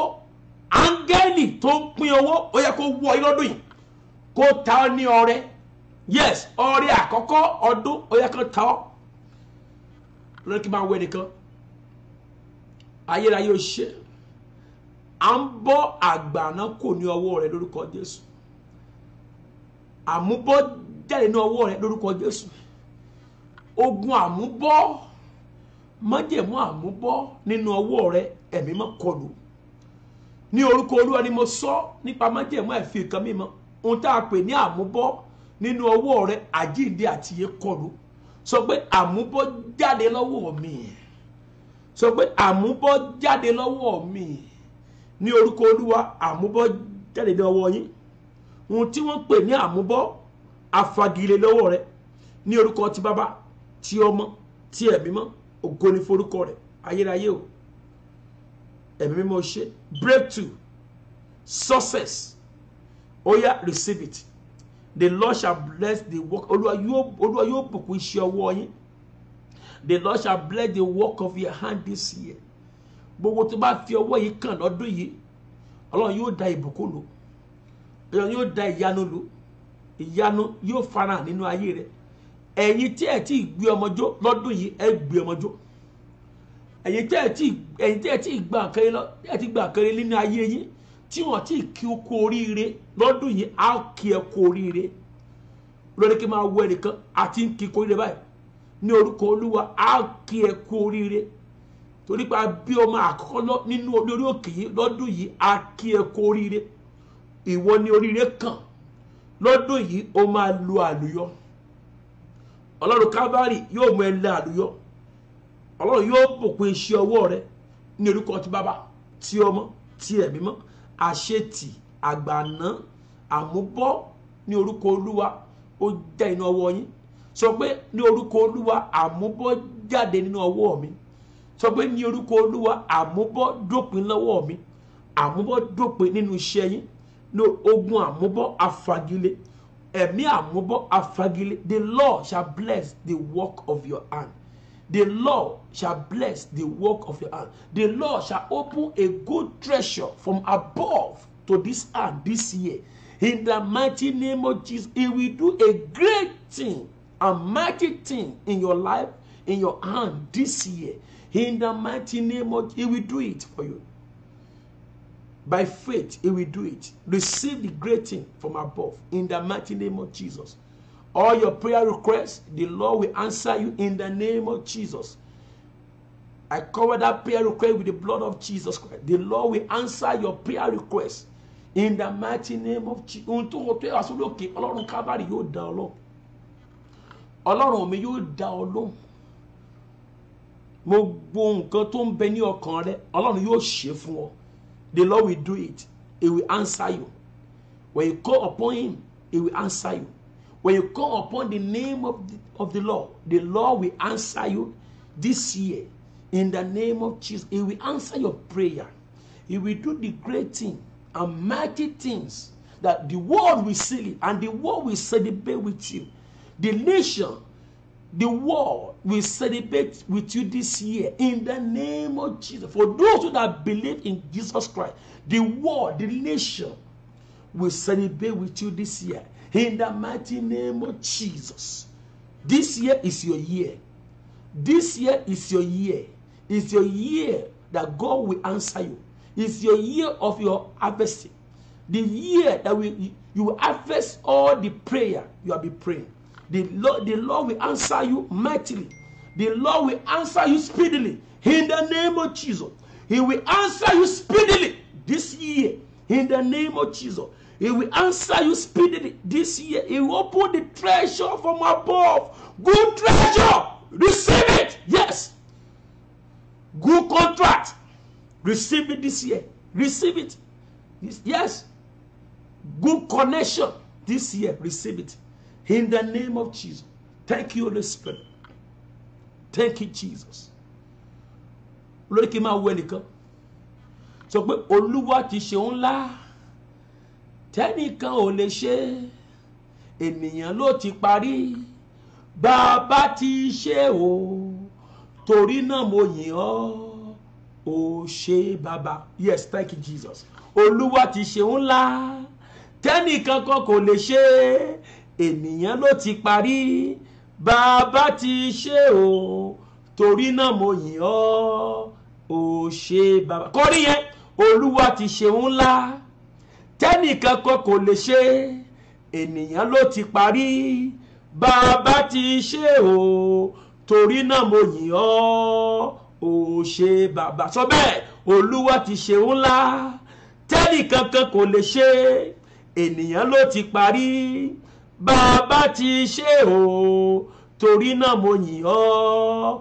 O ṣé bàbá. Ọdún tuntun yìí Olúwa sọ pé ọdún ìgbédìde ògo ni. Ọdún ìgbédìde ògo. Olúwa ti ṣe ńlá. Tẹ́nìkan kan kò lè ṣe. Ènìyàn ló ti parí. Bàbá ti ṣe o. Torí náà mo yìn ọ́. O ṣé bàbá.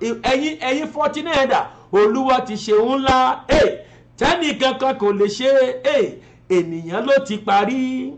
Bàbá ti ṣe o. Torí náà mo yìn ọ́. Ẹ ṣé bàbá. Torí náà mo yìn ọ́. Ẹ ṣé bàbá. Torí náà mo yìn ọ́. Ẹ ṣé bàbá. Olúwa ti ṣe ńlá. Tẹ́nìkan kan kò lè ṣe. Ènìyàn ló ti parí. Bàbá ti ṣe fún mi o. Torí náà mo yìn ọ́. Ẹ ṣé bàbá. Torí náà mo yìn ọ́. Ó sọ̀rọ̀. Ẹ ṣé bàbá. Sọ pé Olúwa ti ṣe ńlá. Tẹ́nìkan kan kò lè ṣe. Ènìyàn ló ti parí. Bàbá ti ṣe o. Torí náà mo yìn ọ́. Ẹ ṣé bàbá. Ẹ máa kí mi kú oríire. Èmi ni bàbá ọlọ́mọ. Èmi lọ lọ́pẹ́. Ayérayé o. Èmi mà lọ lọ́pẹ́ o. Ẹ wá wòre bàbá. Ẹ wá wòre bàbá láyé mi. Èmi mà lọ lọ́pẹ́ rẹpẹtẹ. Tá bá pọ̀ lọ́pẹ́ Olúwafẹ́mi ló máa kọ́kọ́ dáhùn o. Tá bá pọ̀ lóríire èmi ni. Èmi lọ lọ́pẹ́. Èmi mà lọ lọ́pẹ́ o. Ẹ wá wòre bàbá. Ẹ wá wòre bàbá láyé mi. Èmi mà lọ lọ́pẹ́ rẹpẹtẹ. Gbogbo ẹ̀yin tẹ́lẹ̀ bímọ dà. Ẹ máa gbé ọjọ́. Èmi lọ lọ́pẹ́. Èmi mà lọ lọ́pẹ́ o. Ẹ wá wòṣẹ́ bàbá. Ẹ wá wòṣẹ́ bàbá láyé mi. Èmi mà lọ lọ́pẹ́ rẹpẹtẹ.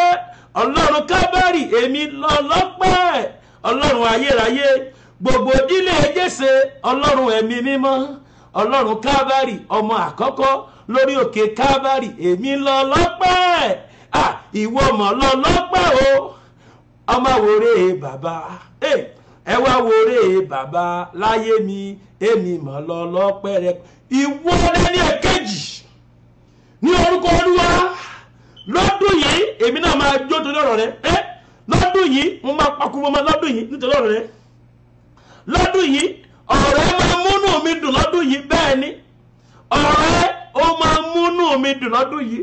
lórúkọ Jésù mo máa rí ìdùnnú nítorí ọ̀rẹ́ lọ́dún yìí. Èmi lọ lọ́pẹ́, èmi mọ̀ lọ lọ́pẹ́ o. Ẹ wá wo re bàbá, ẹni tó ṣe nǹkan ńlá, ẹ wá wo yẹ bàbá láyé wa. Èmi mọ̀ lọ lọ́pẹ́ rẹ̀. Nǹkan ìyanu táwọn nídìí ẹ̀ tó ṣòro gbàgbọ́ lórúkọ Olúwa a ṣe fún ọ. Nǹkan ìyanu tó ṣòro gbàgbọ́ àfiwọ́ rí. Yes, ní orúkọ Olúwa àfiwọ́ rí. Ọlọ́run ayérayé o, gbogbo èyí tẹ́ fẹ́ lọ bímọ lóṣù yìí, ó yá lọ bímọ ní orúkọ Olúwa. Ẹ̀mí mímọ́, ó yá ẹ lọ bímọ. Ẹ gbà twins báyìí. Èmi lọ lọ́pẹ́ ayérayé o, èmi mọ̀ lọ lọ́pẹ́ o. Ẹ bá mi kọ́ ni, ẹ wá wo iṣẹ́ ẹ bàbá lórí òkè Kábárì, ẹ wá wo iṣẹ́ ẹ bàbá láyé mi. Èmi mọ̀ lọ́lọ́ wo, mo sọ fún yín, ṣé àti nígbàgbọ́? Bẹ́ẹ̀ ni, ìgbàgbọ́ nínú Jésù ni kì í dójú tì ní. Tó bá ti nígbàgbọ́ o, àlàáfíà ni o, àlàáfíà fọmọ Ọlọ́run o, àlàáfíà ni o, àlàáfíà ni o. Ṣé àti nígbàgbọ́ gbẹ́kẹ̀lé Kristi olùgbàlà, òun nìkan ló lè ṣe é nínú ọdún yìí sẹ́. Nítorí ọ̀rọ̀ rẹ inú mi máa dùn. Bẹ́ẹ̀ ni, sọ pé nítorí ọ̀rọ̀ mi inú wòlíì Oníkúnlé máa dùn. Bẹ́ẹ̀ ni, nítorí ọ̀rọ̀ rẹ inú mi máa dùn lọ́dún yìí sẹ́. Ẹ̀mí mọ́ yóò múnú ẹ dùn lọ́dún yìí. Bẹ́ẹ̀ ni, ṣé àti nígbàgbọ́ nínú Kristi kí Ọlọ́run lè ṣe. I don't believe in doctor wa jẹ́ ni wa jẹ́ wa yìí ni wọ́n kẹ́ ẹ̀mí mọ́. Doctor ò kẹ́ ẹ̀mí mọ́, ìwé ni wọ́n kà. Doctor kí ni wọ́n kà? ABD gbìnà kà. Wọ́n kẹ́ ẹ̀mí mímọ́. Wọ́n doctor kan ní kò lè bímọ. Ta ló bí doctor náà? Ẹ̀mí mọ́ ló bí. Ó bímọ lórúkọ Jésù. Ṣé ni wọ́n bí o máa bímọ. Gbogbo ìtẹ́ ń kí mi kú oríire lórí òkè Kábárì lórúkọ Jésù. Á kí yín kú oríire lórúkọ Olúwa. A máa kí ẹ kú oríire. Sọ pé nítorí ọ̀rọ̀ mi inú wòlíì Oníkúnlé máa dùn. Bẹ́ẹ̀ ni, nítorí ọ̀rọ̀ mi inú wòlíì máa dùn. Èmi lọ lọ́pẹ́, ẹ máa kí mi kú oríire. Á kí ẹ kú oríire lórúkọ Jésù. Agbára Ọlọ́run. Ọmọ ti pọ̀ lórí òkè yìí.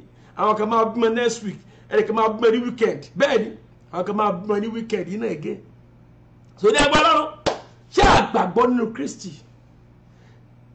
Ẹnìkan dẹ̀ sunkún pé Olúwa kékeré lórúkọ Jésù. Wúùmù yẹn gbàgbọ́ wọn, wúùmù yẹn gbọ́ ọmọ báyìí, wúùmù yẹn ó yá ọmọ kó wọnú ẹ̀, wúùmù yẹn ọmọ kó wọnú ẹ̀, ọmọ wọnú wúùmù yẹn, triplets ìbejì wọnú ẹ̀ lórúkọ Jésù. Mo sọ fún aláàánú pé ọdún yìí á bí ìbẹ̀rin. Bẹ́ẹ̀ ni, ó di dandan o, ọ̀rọ̀ mi gbọ́dọ̀ dayọ̀. Ó di dandan o, ọ̀rọ̀ mi ní láti dayọ̀.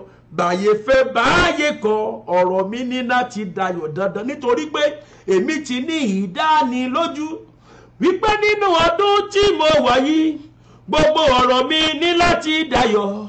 Ìlérí Olúwa ní láti ṣẹ. Ó di dandan o, ọ̀rọ̀ mi ní láti dayọ̀. Báyé fẹ́ báyé kọ̀, ọ̀rọ̀ mi ní láti dayọ̀ dandan. Nítorí pé èmi ti ní ìdánilójú wípé nínú ọdún tí mo wà yìí o, gbogbo ọ̀rọ̀ mi ní láti dayọ̀. Ìlérí Olúwa ní láti ṣẹ. Ìlérí Olúwa ní láti ṣẹ. Ìlérí Olúwa máa ṣẹ nínú ayé rẹ. Ìlérí Ọlọ́run máa ṣẹ nínú iṣẹ́ rẹ. Ìlérí rẹ̀ ó máa ṣẹ nínú ayé rẹ. Nítorí ọ̀rọ̀ rẹ inú mi máa dùn. Bẹ́ẹ̀ ni, Ọlọ́run Kábárì yóò ṣe kan lá ní orúkọ ti Bàbá. Gbogbo èyí tẹ́ ń bless ministry yìí, Ọlọ́run kó bless yín. Èyí tẹ́ ń so seed sórí òkè yìí, èyí tẹ́ ń san owó ọrẹ àkọ́kọ́ yẹn, ẹ̀mí mọ́ bùkún yín. Àìsàn ló bùkún ṣe owó yín. Èyí tẹ́ ń bless orí òkè yìí, Ọlọ́run kó bùkún yín. Èyí tẹ́ Ọlọ́run ń lò lórí òkè yìí, kẹ́ẹ̀dẹ̀ ní ńlá, kẹ́ẹ̀ríre gbà, kẹ́ẹ̀ráyọ̀ gbà lọ́dún 2019 yìí. Kí Olúwa kó òjò ìbùkún sórí iṣẹ́ yín, òjò ìbùkún kí Ọlọ́run kó sórí iṣẹ́ yín. Ẹ̀yin tí Ọlọ́run ń lò fún ìgbédìde orí òkè yìí, Ọlọ́run kó gbé yín dìde. Ọlọ́run ẹ̀mí mọ́ kó bomirin yín ẹ̀yin tẹ́ ń san owó ọrẹ àkọ́kọ́ yẹn fún orí òkè yìí lórúkọ Jésù ìmọ́lẹ̀ Ọlọ́run kó tàn nínú ayé yín. Mo fẹ́ fi san owó orí òkè kan ní fún oṣù mẹ́fà àbí ọdún kan.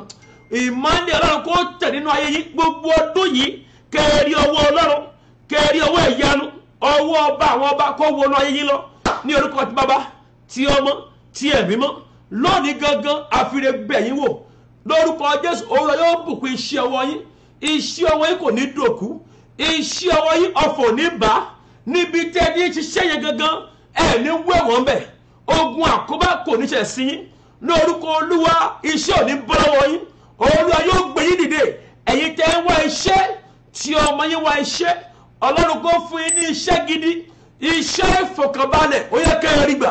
Ẹ̀yin tẹ́ ẹ fẹ́ ṣe fún Kábàárì tẹ́ ò ní Ọlọ́run mi kó lànà fún yín kí Ọlọ́run mi kó bomi rin kẹ́ ẹ ní ìyàrá Ọlọ́run ògo rẹ̀ kó farahàn ó ti rí bẹ́ẹ̀ ògo ni fún orúkọ rẹ̀ Jésù Olúwa wa àmín. Ní agbára Ọlọ́run Canada expect me by February or March, first week of March. Ní agbára Ọlọ́run Calvary be expecting me in Canada, in Toronto. Ní agbára Ọlọ́run London be expecting me by the grace of God.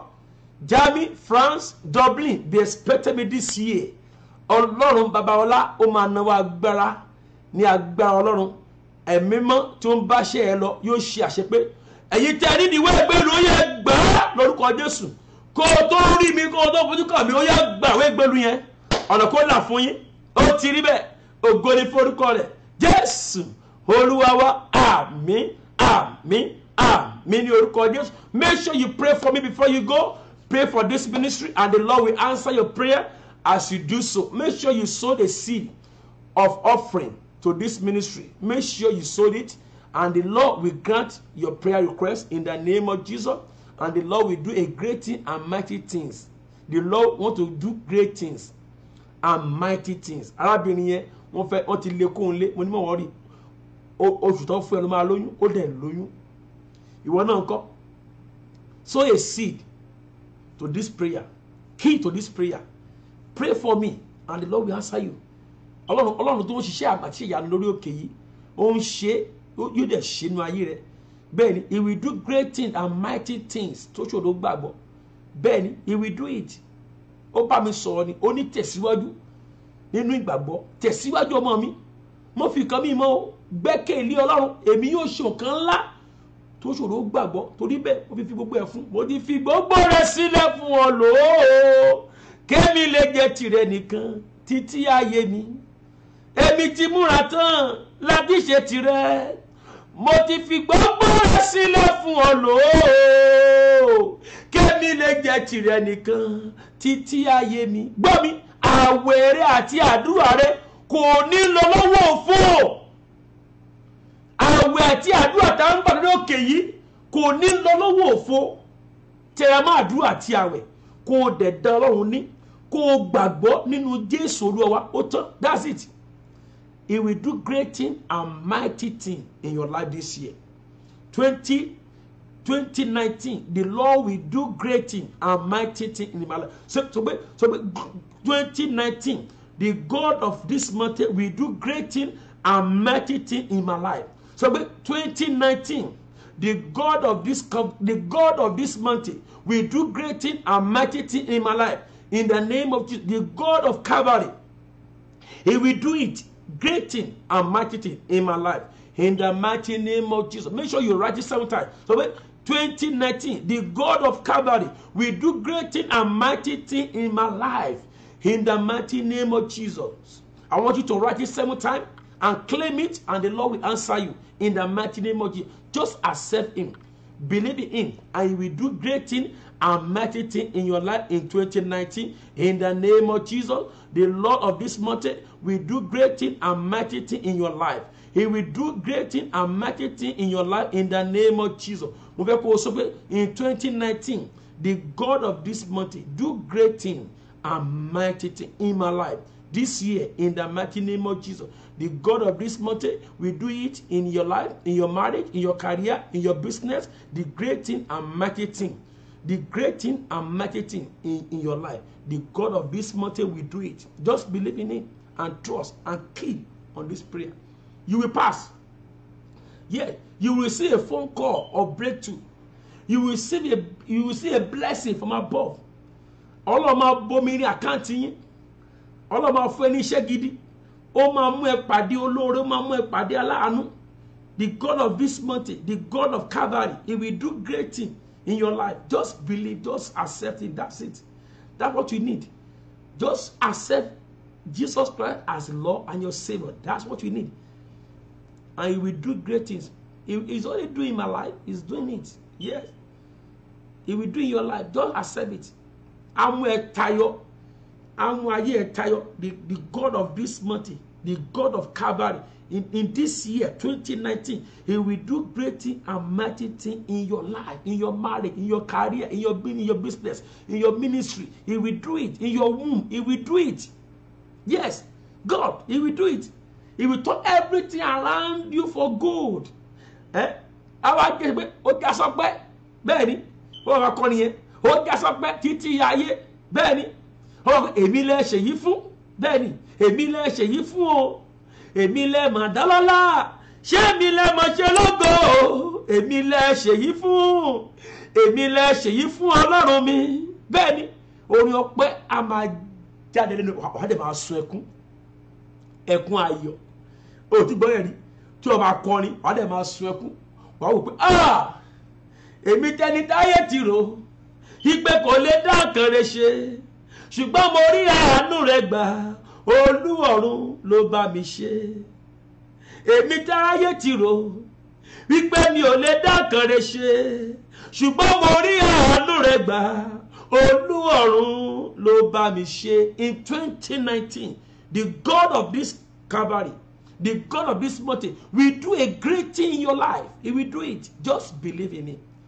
Just accept Him. He will bless you. He will give you a good job. Yes. He will give you a good husband, a good wife. He will connect you. Jésù ni Ọlọ́run ayérayé yóò ṣe òkan ayé yín. Make sure you pray for me.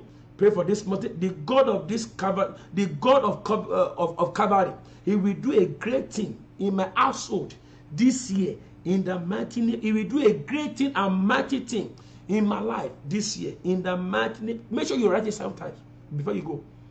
Say it 7 times. The God of this mountain, He will do it.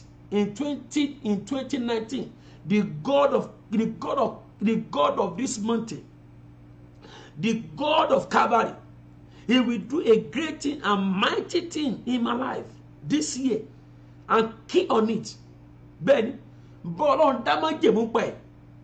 Bọ́ọ̀lọ́run sọ pé Olúwa tó bá lè ṣe, because òun ló lè ṣe, mo ṣe kan báyìí fọ́lọ́run. Torí pé ẹ lè ṣe agbára yín ká. Ẹ lè ṣe agbára yín ká. Ọba tó yí òkú padà, ẹ lè ṣe o bàbá. Ẹ lè ṣe agbára yín ká. Ọba tó pín òkú níyà, ẹ lè ṣe o bàbá. Sọ pé ẹ lè ṣe agbára yín ká. Ẹ lè ṣe agbára yín ká. Ọba tó pín òkú níyà, ẹ lè ṣe o bàbá. Ẹ lè ṣe Ọlọ́run Calvary o. Ẹ lè ṣe agbára yín ká. Ẹ lè ṣe agbára yín ká.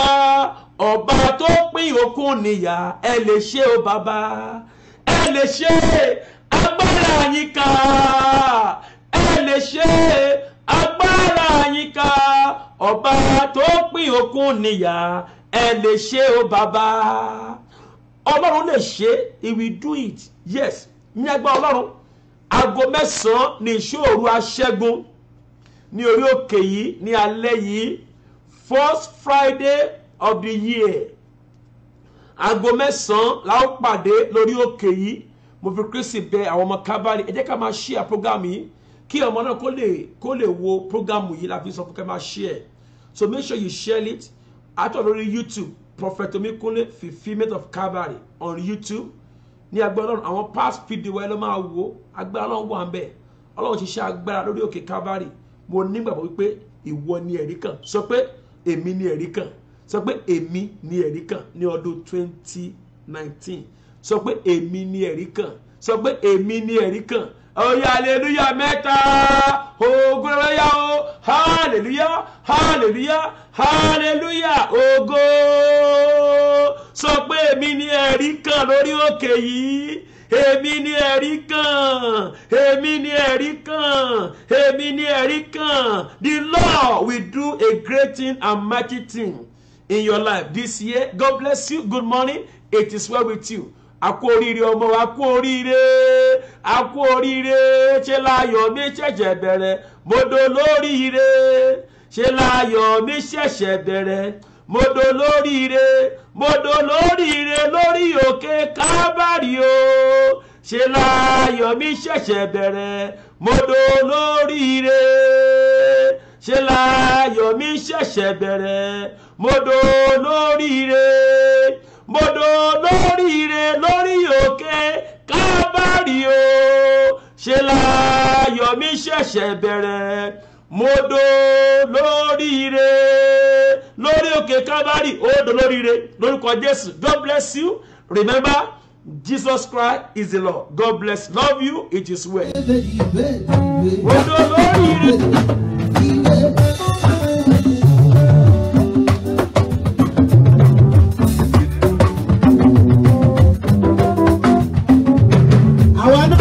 Gbé fúnra wa o. Ìjẹ́lẹ̀ dájẹ́ o, tí máa fi gòkè.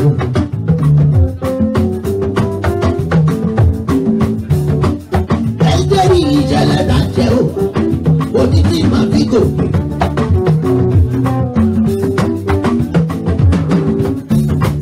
Bàbá tètè jẹ́ ó ṣe o nínú ayé mi.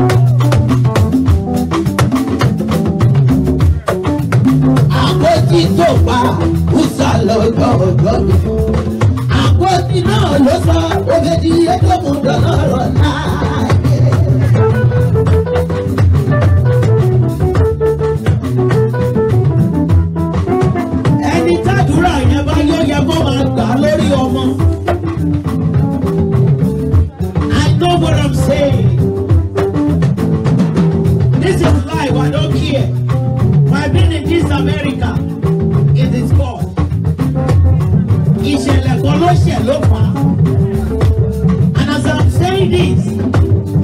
nípa agbára àti oore ọ̀fẹ́ lọ́lọ́run fún àwọn bàbá àti màmá wa lórí òkè yìí. Ìṣẹ̀lẹ̀ yẹn máa ṣẹ̀ nínú ayé ẹ.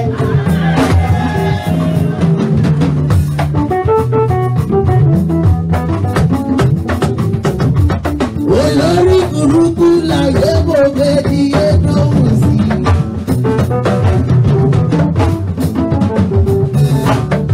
Wọ́n ní kò wúlò fẹ́ bí iṣẹ́, kò wúlò fara.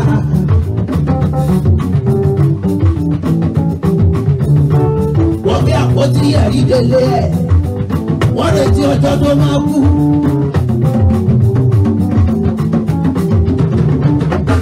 Ọjọ́ kìíní kò kú, ọjọ́ kejì náà sí.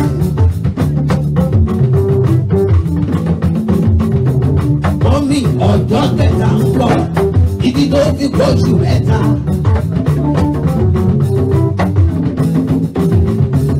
Àní lẹ́yìn oṣù mẹ́ta, òbẹ̀dì ó dómùdọ̀ lọ́rọ̀ láàyè. Ìjẹ̀lẹ̀ bàjẹ́ lédèrè tí wọ́n fi gbòòrò.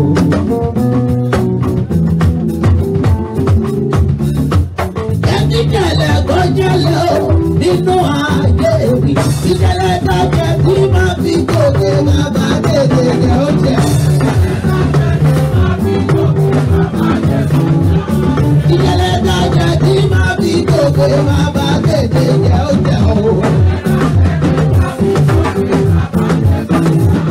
Ayérayé tètè jẹ́ ó wáyé. Ọlọ́run mi tètè jẹ́ ó wáyé.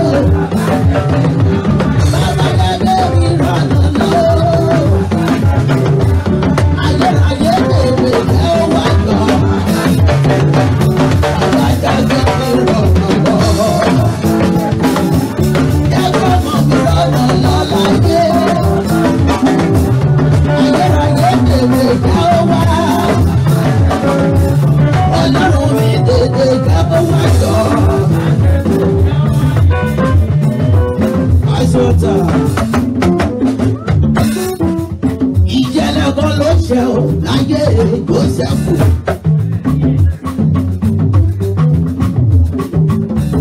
Àwọn ẹ̀gbọ́n ẹ̀wọ̀n tà sóko ẹrú, wọ́n ṣe mọ́ bàbá bẹ̀ lọ́rẹ̀.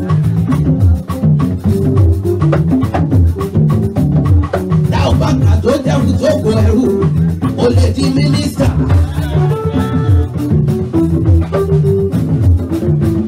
Oníkà ò bá ta sójẹ́kù sóko ẹrú o, ó lè di prime minister o.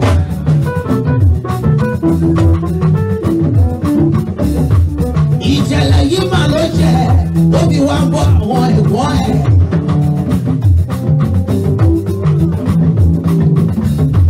Wọ́n bí ìgbà tó tó dénú túbú, wọ́n tún fi nǹkan lọ̀ ọ́.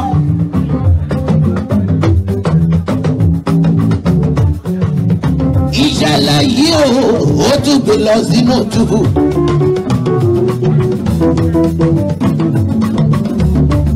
Jósẹ́fù láti inú túbú, ó jọba láàfin. Ó sọ̀rọ̀ ìjẹ̀lẹ̀ dájẹ́ tí máa fi gòkè bàbá tètè jẹ́ ó ṣẹ̀. Ìjẹ̀lẹ̀ dájẹ́ tí máa fi gòkè bàbá tètè jẹ́ ó ṣẹ̀. Bóyá ayérayé tètè jẹ́ ó wáyé. Bàbá jẹ́ kébì lọ́nà lọ́wọ́. Terror for the day go matter. Every terror for the day go matter. Ayérayé tètè jẹ́ ó wáyé. Ọlọ́run mi tètè jẹ́ ó wáyọ̀. Ọlọ́run mi tètè jẹ́ ó wá. Ayérayé tètè jẹ́ ó wá o.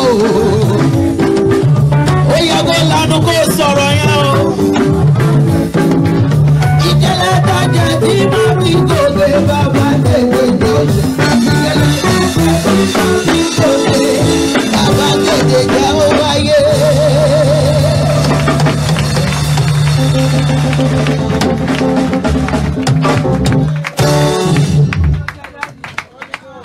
Father, we give you glory.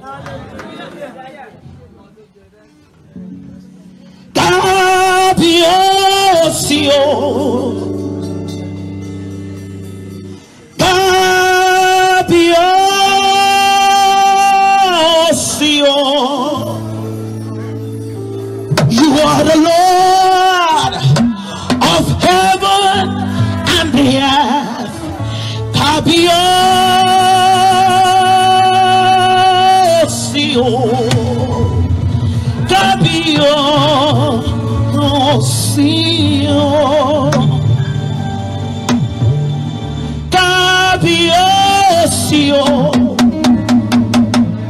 Ẹni mímọ́ Ísírẹ́lì gbanigbani tí ayé ń sáyé o. Ọ̀rọ̀ tí ń gbẹ́nà ọmọ ènìyàn tí ń fọhùn jáde. Alágbára tó sọlé ayé ro. Ìjìnlẹ̀ fẹ́ lẹ́rù nìyí ọba ire. Akọ̀mátì kàlẹ́yìn. Ọlọ́run ìtẹ̀dọ́ orí òkè yìí. Ipá tó borí gbogbo ipá. Agbára tó borí agbára kágbára. Ọba tó ń tọ́jú aláṣẹ dùn omi gbígbóná. Ọba tó wọlé òkú tìpìlẹ̀ tìpìlẹ̀. Alágbádá iná ẹlẹ́rù nìyí ọba rere. Kábíyèsí o. I want the living soul to sing that song with me. Kábíyèsí o. Hey, you are the Lord of heaven and the earth. Kábíyèsí o. Kábíyèsí o. Ó ní nígbà tí mo rò iṣẹ́ rẹ̀ láyé mi Jésù. Nígbà tí mo rò iṣẹ́ rẹ̀ ó jọ mí lójú. Mo wo wájú, mo wo ẹ̀yìn, mo wo ọ̀tún, mo wo òsì. Ọlọ́run Àpọ́stélì Ayọ̀délé Babalọ́lá. Ọlọ́run ẹ̀mí àwọn wòlíì tó sìn lótìtọ́ àti lódodo. Ọlọ́run ẹ̀mí àwọn wòlíì tí kò mú ìkankan mọ́ ìpè.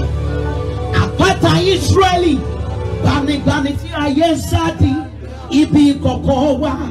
Ọlọ́run àwani fúnifúni kẹ́nikẹ́ni fúnifúni lánilánì gbanigbani ipa tó borí gbogbo ipa. Ẹni mímọ́ Ísírẹ́lì bàbá mi o. Nígbà tí mo rò iṣẹ́ rẹ̀ láyé mi Jésù. Nígbà tí mo rò iṣẹ́ rẹ̀ ó jọ mí lójú. You are great, yes you are. I can hear you. Holy, you walk upon the sea. You walk upon the sea. Yes, Papa. You're in majesty.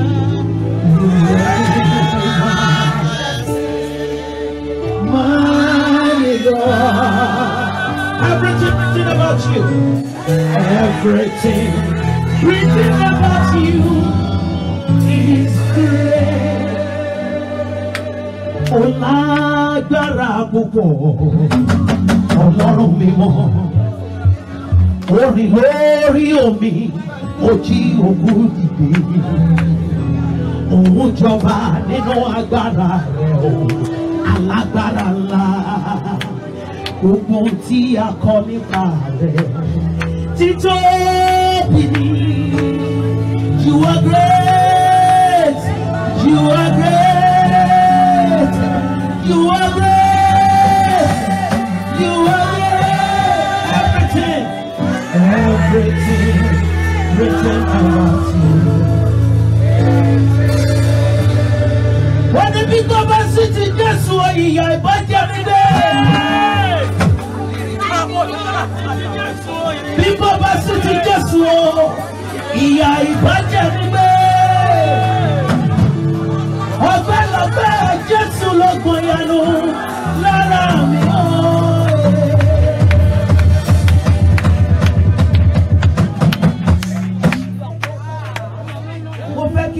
abiyamọ kó kọ orin yìí kí màmá mi tó wá sọ̀rọ̀ àṣẹ sáyé wa. There are so many people, they walk. We're going to sing people about City Jesus. But this song always comes to my mind. And tó bá dẹ̀ jẹ́ abiyamọ tòótọ́ ló lè kọ orin yẹn. Àìmọye àwọn tó jẹ́ pé wọ́n jẹ ìyà làwọn ọmọ wọn fi wọ ìlú yìí.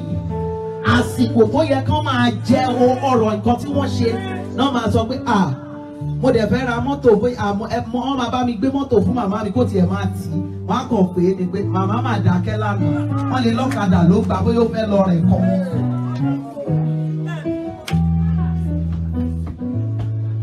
Ṣé ìyà tí màmá yẹn jẹ tàbí bàbá yẹn tó jẹ ṣé kò ti gbé?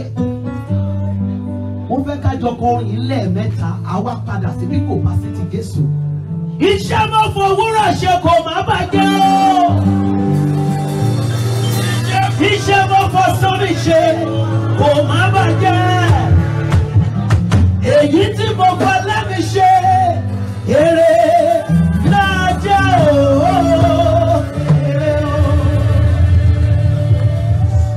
I think late last year, a family was coming to America. Ìyàwó ọkọ àti ọmọ mi mọ̀ bóyá àwọn dáàdì àti mọ́mì gbọ́ nípa ẹ̀ ní New Jersey. Ó máa land sí JFK 30 minutes tó máa fi land ló collapse nínú plane. Ìyàwó àtọmọ wà ní New Jersey báyìí ọmọ kan and bó tilẹ̀ ṣe collapse wọ́n gbé ní hospital and that was the end. And that's the first time tó máa wọ kò tí ì wọ plane rí láyé ẹ̀. So irú àwọn òbí yẹn ṣe mọ̀ pé inú wọn á ti máa dùn pé àwọn náà ti ẹ̀bọ nínú ìyà wọn ti láì mọ̀ pé ìyà yẹn ṣẹ̀ṣẹ̀ bẹ̀rẹ̀ ni at maybe age 42 or something. And the funniest part of it, àwọn gọ́ọ̀mẹ̀ntì ìgbọ̀nwọ̀n ìjọba wọ́n tún wá ń sọ pé tọ́ọ̀ bá tètè dá owó kí Christian organization New Jersey tọ́ọ̀ bá tètè dá owó pé wọ́n máa sún. So exactly, and that is the end. Iṣẹ́ mọ́ fowórà ṣe kò má bàjẹ́. Abiyamọ kò sọ̀rọ̀. Iṣẹ́ mọ́ fọsọ́rì ṣe kò má bàjẹ́. Èyí tí mo fọ lẹ́mi ṣe èrè náà jẹ́ o.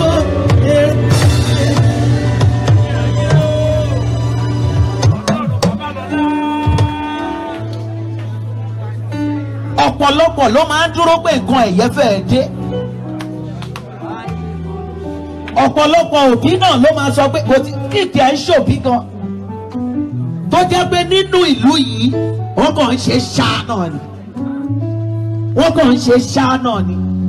Ṣùgbọ́n tó o bá gbàgbọ́ nípa ìpè orí òkè nínú ìpè bàbá wa lórí òkè tó o bá gbàgbọ́ mo fẹ́ kó o kọrin yẹn lẹ́ẹ̀kan sí i. Wípé Ọlọ́run ìpè yìí ó máa dá ọ láre àti papọ̀ mọ́ ìpè àwọn bàbá àti màmá tó wà lórí òkè yìí. Iṣẹ́ mọ́ fowórà ṣe kò má bàjẹ́ o. Iṣẹ́ mọ́ fọsọ́rì ṣe kò má bàjẹ́. Èyí tí mo fọ lẹ́mi ṣe èrè náà jẹ́ o. Èyí tí mo fọ lẹ́mi ṣe èrè náà jẹ́ o.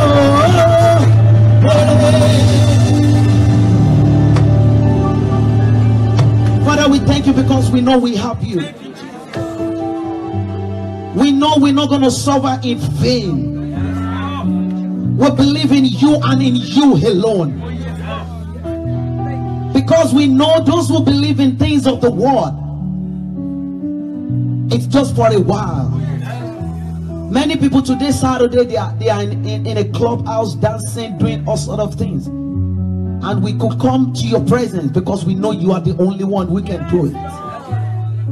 Bíkì ìbá ṣe torí rẹ̀, wọ́n bá ti fi wá ṣe súyà. Kò ń ṣe pé a pé kì í ṣe pé a gbọ́n. My mother said it yesterday, it's just the grace. It's just the mercy. Grace and mercy, they work together. When I gave my new album, Enabling Grace, people were like, Uncle Orlando, enabling grace. I know why I said enabling grace. It's just the grace of God. Tiko ba se ti Jesu, wọ́n bá ti sọ wá, wọ́n bá ti ṣe wá bó ṣe wù wọ́n. Ṣé gbà tán gbé wa gan ní láti kékeré? Nígbà tán wọ́n ṣe ń bí wa báyìí, tájà mẹni tó gbé wa ni. Kọ̀ọ̀kan tán fi wẹ orí wa tán lọ fi pamọ́. Do you know what they've done with it? Ṣùgbọ́n because you have Jesus. That is why all those things, even they are trying all they could, you can still come to this land. Is a greater Ọlọ́run mọ̀, ó ní ètò. Olóde tún fi mú wa wá síbí ní àṣálẹ́. Bí kò bá sì ti Jésù o, ìyà ìbàjẹ́ mi gbé. Bí kò bá sì ti Jésù o, ìyà ìbàjẹ́ mi gbé. Somebody is not talking. Ọpẹ́lọpẹ́ Jésù ló gbọ̀nyànú lára ogun ẹ̀mẹ́jì. Bí kò bá sì ti Jésù o, ìyà ìbàjẹ́ mi gbé. Bí kò bá sì ti Jésù o, ìyà ìbàjẹ́ mi gbé. Ọpẹ́lọpẹ́ Jésù ló gbọ̀nyànú lára mi o. This is the last one. I want you to say it with all your strength. If you believe it's just that Jesus, it is just this Jesus. It's only that name that has been helping you all through. Because I see Jesus, Jesus,